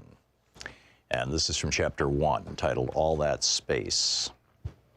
The British colonies in North America were conceived in expansion. America was an aspiration, an errand, and an obligation born out of violent Christian schism and Europe's interminable religious and imperial conflicts. Depending on the intricacies of their particular interpretations of Revelation, the Protestants who settled New England might have understood flight across the Atlantic as a way of escaping European war, or they might have seen migration as a chance to open a new front and win those wars on a new soil. Here in the 1600s, in the eschatological nebula of the New World, was the first paradoxical image of America as simultaneously pristine and despoiled, empty and at the same time filled with primitives begging for deliverance, subordinated to Catholic Spain, which had conquered its part of the Americas a century earlier and stood as the great obstacle to Reformation England's rise as a world power. All yell and cry with one voice, Libertia, Libertia, Richard Hakluyt, a clergyman and court minister, wrote in the late 1500s, hoping to convince investors and his queen to establish an American colony. As Puritan society frayed under the harsh conditions of settler life, the frontier threatened and beckoned. The dark woods were filled with witches, and they were witchy, inviting hither. The forest was the place where the community could be redeemed and given new purpose, a chance to once again start anew, or it could be a place of more sorrows, wilderness sorrows, as two early Puritan patriarchs described the hardships that awaited those who ventured into uncharted territory, where whatever solidarity existed would be smashed into atoms as settlers scattered to escape the rule of the clergy. People are ready to run wild into the woods again and to be as heathenish as ever, warned Increase Mather. Expansions could be often in the same sermon held up as the cause of and the solution to the difficulties of establishing Christian communities. Either way, Native Americans had to get out of the way. They could die. They waste, they molder away, they disappear, said one Puritan chronicler of indigenous people who had succumbed to European pestilence years before the arrival of the Mayflower in 1620, thus clearing the earth for the establishment of the Massachusetts Bay Colony. God made way for his people by removing the heathen and planting them in the ground, said another observer. They could be murdered. The holy terror unleashed by the Puritans was, according to the historian Bernard Bailyn, driven by fears of what could happen to civilized people in an unimaginable wilderness and fears of racial conflicts in which God's children were fated to struggle with pitiless agents of Satan, pagan antichrist swarming in the world around them. Survivors could be enslaved. The first patent granted in colonial America in 1626 was to a Virginia merchant and planter, William Claiborne, for inventing a device that would not just restrain Indians, but also make them work. Claiborne was given an Indian to experiment on for the trial of his invention. Colonial records do not say what this innovation might have been, only noting that it was not successful. Or they could be pushed further and further west. The prodigious and relentless population, complained New Orleans Spanish governor in 1794, progressively drives the Indian nations before them and upon us, seeking to possess for itself this vast continent which the Indians occupy between the Ohio and Mississippi rivers, the Gulf of Mexico, and the Appalachian Mountains. More than a century and a half later, writing in the early 1950s, the Mexican author and diplomat Octavio Paz made much the same point. America was, he writes, if anything, geography, pure space, open to human action. Since it lacked historical substance, ancient social classes, established institutions, religions, and hereditary laws, reality presented no obstacles other than natural ones. Men struggled not against history, but against nature. And wherever there was an historical obstacle, indigenous societies say, it was simply erased from history, reduced to a mere natural fact and dispensed with accordingly. Evil is outside, part of the natural world, like Indians, rivers, mountains, and other obstacles that must be domesticated or destroyed. End of quote. The American Revolution is a permanent revolution, Paz went on, a nonstop expulsion of, quote, all elements foreign to the American essence, and a constant invention of itself. And anything that stands in the way of that invention, anything that is in any way irreducible or inassimilable to perpetual creation, be it Native American, Spanish America, or history itself, quote, is not American. Quote, in other places, the future is one of man's attributes because we are men. We have a future. In Saxon America, the process is inverted and the future determines the man. We are men because we are the future, and everything that has no future is not a man. End of quote. The United States, Paz said, offers no room for contradictions, ambiguity, or conflict. The nation flies forward swiftly, as if weightless across the land.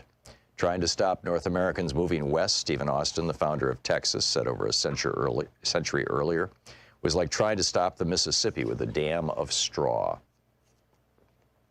The drive west waxed and waned and burst forward with great passion during key moments. The book, The Edge of the Myth, by Greg Grandin.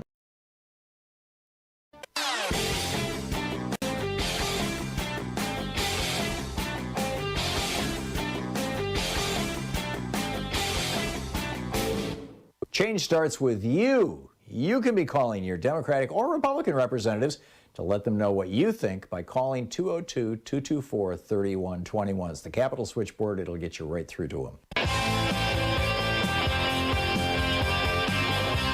Welcome back. Thom Hartmann here with you, picking up your phone calls. Mark in San Francisco. Hey, Mark, what's on your mind today? Hi, Tom. I hope you have a great holiday, you and your family. Thank you. Back at you, Mark. You know, I'm calling because I think we ought to start talking about Fox News as a threat to national security. They're dividing this country in half. They're aiding and abetting our enemies. They're basically, the misinformation is killing Americans. And basically, the damage that they're doing to this country it's amazing that they're what they're doing. And, you know, I think they're a national security threat. We should start calling them out for it. I don't disagree, Mark. In fact, I made that point in an op-ed last week. And by the way, Kevin Rudd, the former Prime Minister of Australia, agrees with you. And it's like everywhere Murdoch brings his media. First it was Australia, and he flipped that whole country, which is very, very progressive, flipped them right wing. I don't know if you caught the story. There was in the national press, I think it was in the Financial Times, I read it over the weekend, that Jacinda Ardern, the Prime Minister of New Zealand, it was a little part of a larger interview that had to do with other things. But basically they asked, you know, how is it that New Zealand is so progressive and you've got, you know, such a consensus across your country. You're not torn apart right and left like Australia right next door is. And she said, because we have no Murdoch media here in New Zealand. So first he does it to Australia, then he goes to the United Kingdom and does it there, and buys the Times of London and tears the United Kingdom apart. And then he moves to the United States and he starts Fox News and buys the New York Post and the Wall Street Journal and tears America apart. And, I think the damage that has been done to this country is inestimable. It is mind-boggling. And it should be a lesson to all of us about the importance of media and the importance of controlling right-wing billionaires. Mark, thank you for that. Kevin in Storm Lake, Iowa. Hey, Kevin, what's on your mind today? I just wanted to call, Tom. I've been trying to figure out whether the new voting law that they're proposing in Congress, the new Voting Rights Act, I don't know if it's under the John Lewis, but whether it sounds like they're trying to reinsert some of the pre-clearance provisions of the Voting Rights Act. That is in the For the People Act. It is not in the, which has been set aside. That reinstating pre-clearance is not part, to the best of my knowledge. And I went through it over the weekend for this piece that I wrote today. I spent the whole day yesterday digging into this thing. Yeah. I don't see it in the Freedom to Vote Act. I have not read all of the John Lewis Voting Rights Act, so I'm not certain. Yeah, but I don't think so. My understanding is that'd be pretty critical to stopping some of these, these voting laws that they're putting in place. Oh, no, wait a second, Kevin. It just dawned on me. One of the critiques that I saw of the John Lewis Voting Rights Act, which I'm a big advocate for, is that it is only calling for pre-clearance or a modern variation on pre-clearance in some particular states, and it should apply to every state in the union. Yeah. That's what I'm wondering about, because I always thought that was kind of a flaw. I understand the reasoning for it when it first began, but to reinstate them now, it just seems to me that all these states should be under those provisions, because they're all passing laws that that they weren't before. But I'm with you. But it's not going to be changed now, Kevin, because it's already passed the House. It's it's in the Senate, and it's either going to pass or it's not. Although, they could, I suppose the Senate could alter it and send it back for reconciliation, and it would probably pass, reconciliation isn't the word for when the House and Senate get together and redigest a piece of legislation. Oh, yeah, conference. Yeah, conference committee. Thank you very much. Yeah, you're absolutely right. Kevin, thank you for the call. Dan in Northampton, Massachusetts. Hey, Dan, what's on your mind today? Hi, Tom. Thanks for all you do. Thanks for taking my call. I'm calling today. I have a 2-year-old toddler at home, which I'm sure you're aware. I know our government is aware is too young for me to vaccinate. Right. Despite that, this same government, when it comes to the Congress, they're unfreezing my loans. They're letting my child tax credit expire. When it comes to this White House, they have a COVID czar that's saying all unvaccinated people, my kid included, on TV is saying you're looking at a winter of severe illness and death. Ron Klain is on Twitter right now defending that language while parents of under 5s are screaming at him how grotesque that is. I think the point, Dan, of that statement is that they're speaking to people who are choosing to not be vaccinated. We have to put a lot of pressure on that. But the reality is that the dangers that all unvaccinated people face, my kid does as well. Yeah. And we're getting no guidance from the federal government. We're getting no messaging. We're getting no support. It's shocking how few people in media even mention when we talk about that unvaccinated group that includes every single kid under 5 years old. Omicron has much higher hospitalization rates for that group. Yep. We're hearing more and more about the long-term effects of long COVID. So we can't just say, oh, well, these kids don't show bad symptoms. They could get neurological damage. They could have heart or lung damage that is prolonged over time.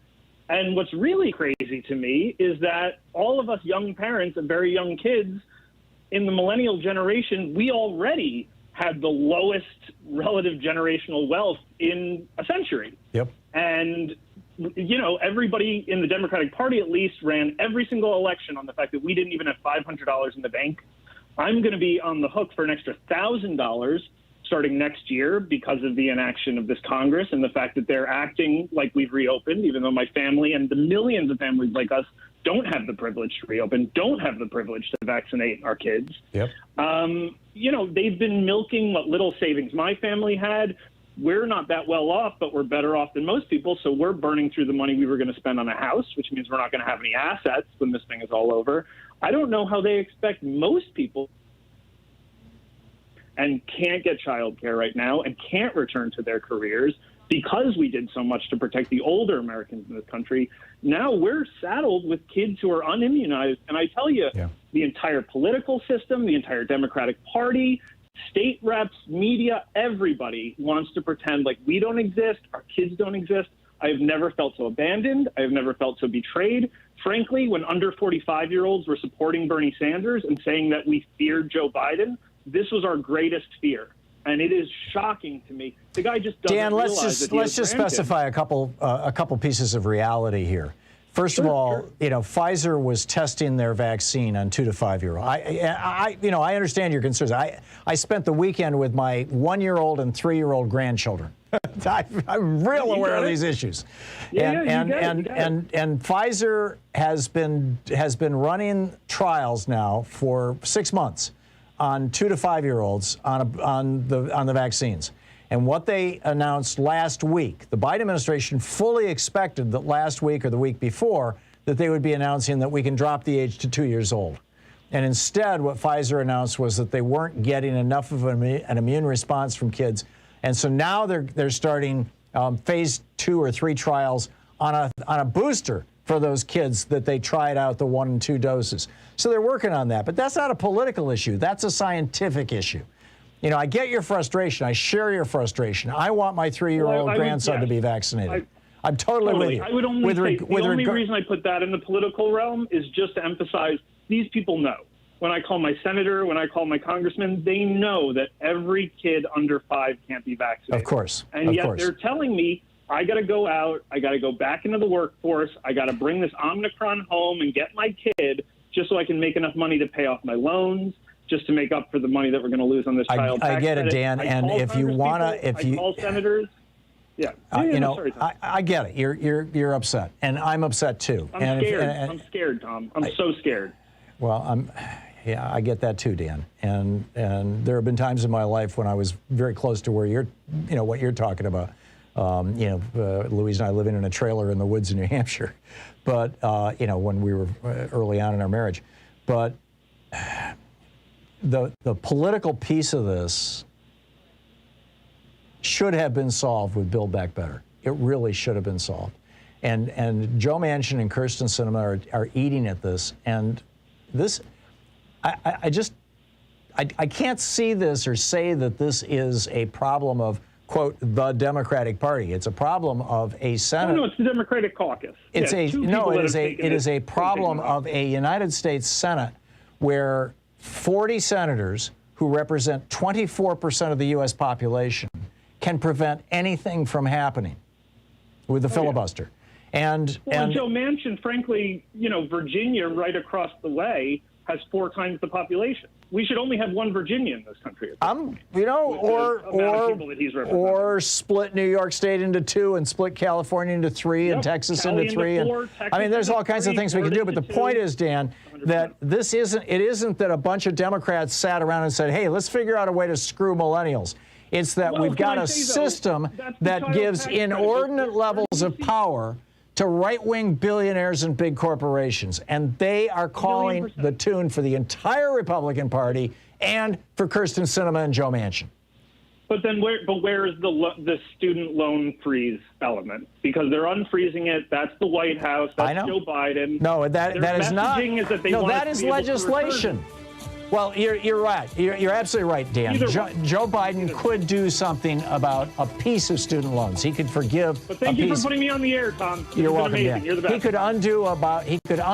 could he could fix about half of the student loans, just the ones that are federally made, only half of them, and he could grant a $10,000 waiver on them. He could do that, and I think he should. Dan, thank you for the call.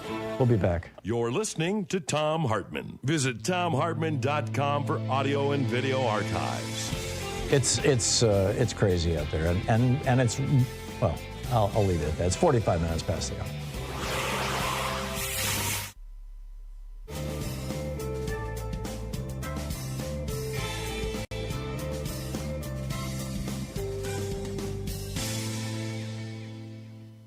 and welcome back. Let's see here. Ike in Chinese Camp, California. Hey, Ike, what's up? Hey, Tom. First time caller. A little bit nervous, but I'll get through it. It's nice to hear from you, Ike. What's on your mind? Yeah, I want to talk about the president having the ability to handle the military, to put solar panels on schools. I think the military has said that this is the biggest threat to our country is global warming. And I think that this would be a thing that he could do, teach these people in the military how to do the electrical work that it takes to put up solar panels and have them put it on schools, which would help schools, and teach many people in the military that when they leave, they would have a job to go to do this stuff. Also, that it could do also with wind power. Yeah.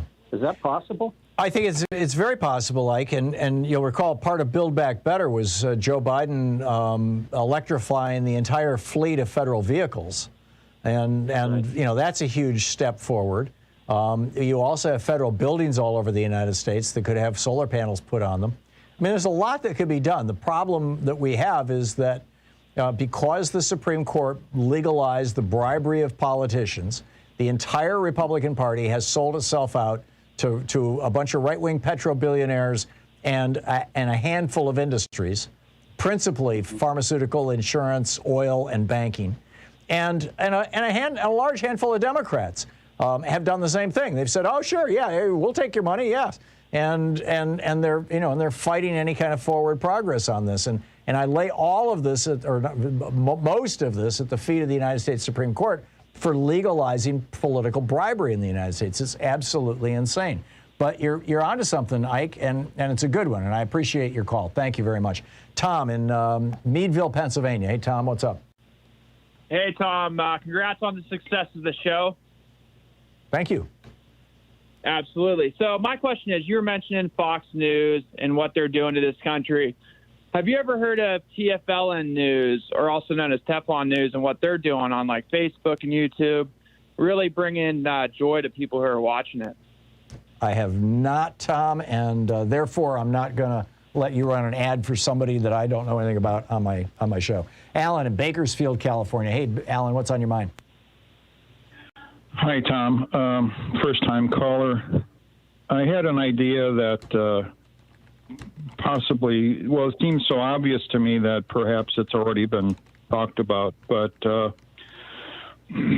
have an air filter, and every year I replace the filtration unit, the filters. Mm-hmm. Suppose there is someone could come up with a dry chemical that could be included in these filters that would draw CO2 out of the atmosphere as it goes through the filtration. That would be a little drop in a large ocean, but it wouldn't hurt. Yeah. To the best of my knowledge, there's no such technology. Well, I mean, there is such a technology. They're using it for carbon capture, but it's relatively inefficient. But it's an interesting idea, Alan, and particularly if after that carbon dioxide was captured, if it turned into a stone, or if it could be turned into a nutrient for plants or something, at least it could be recycled. Interesting idea. Alan, thank you. We'll be back. It's coming up on 10 minutes before the hour.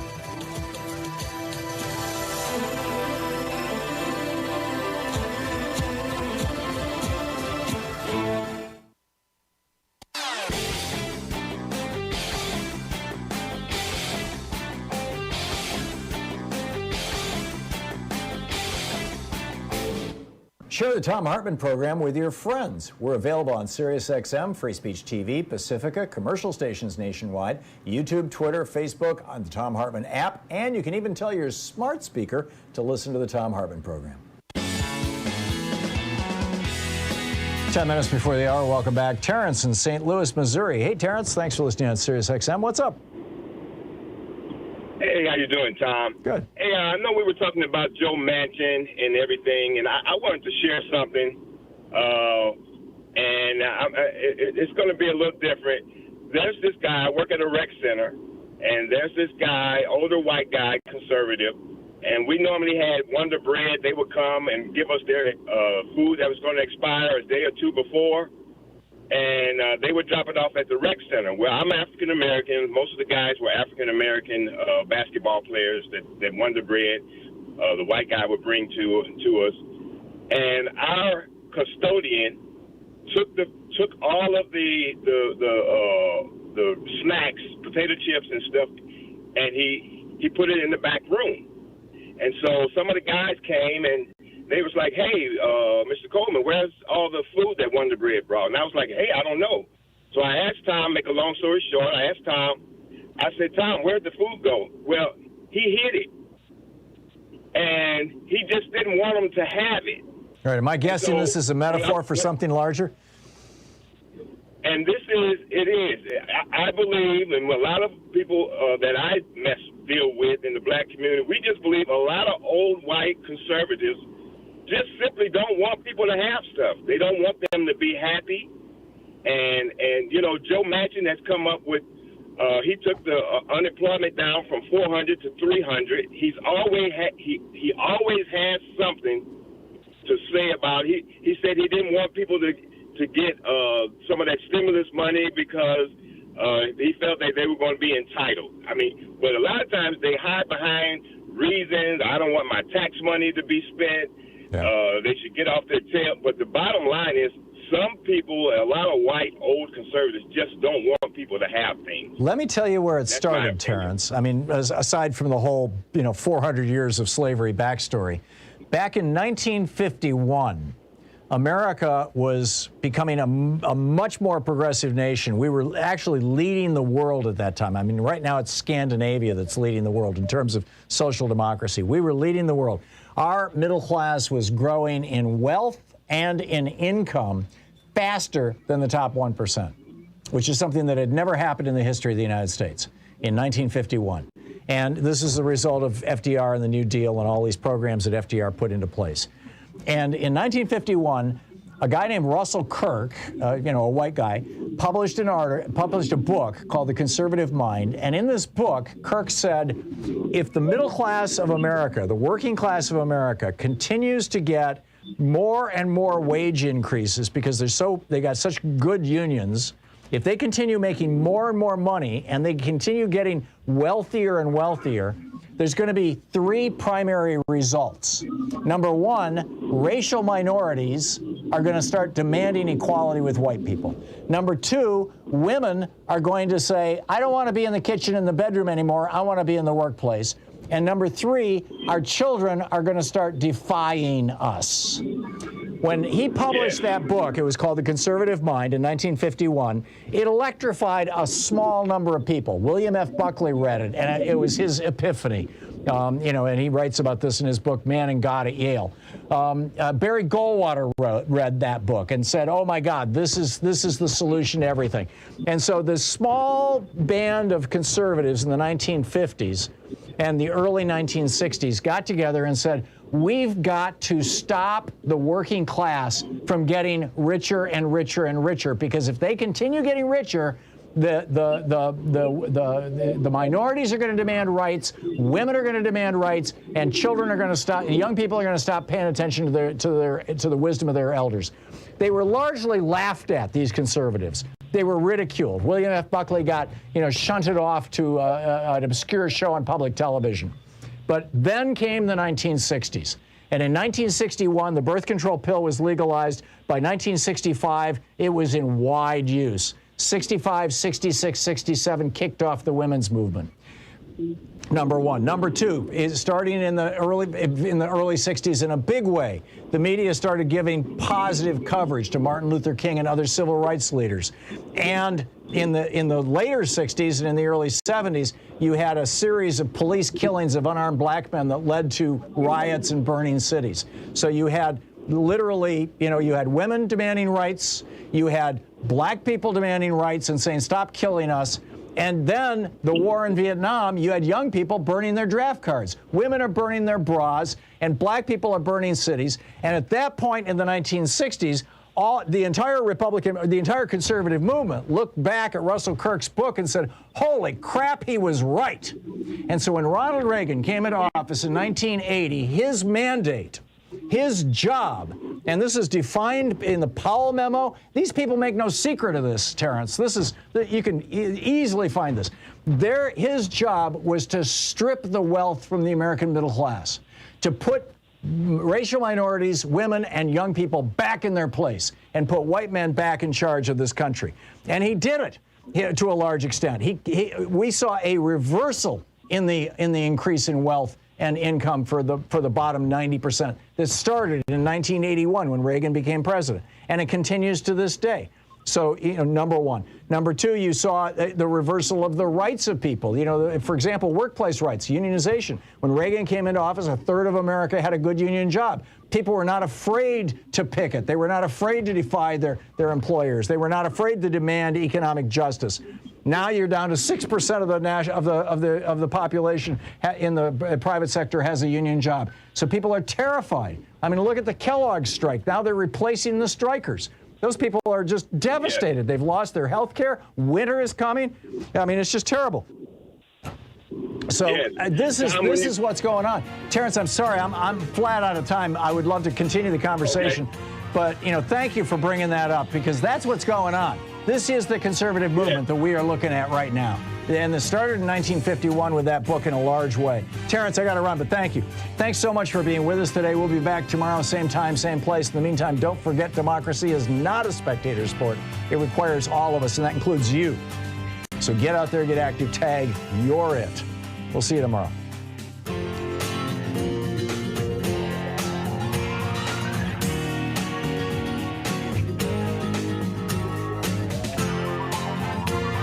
You've been listening to Thom Hartmann. For audio and video archives, visit thomhartmann.com.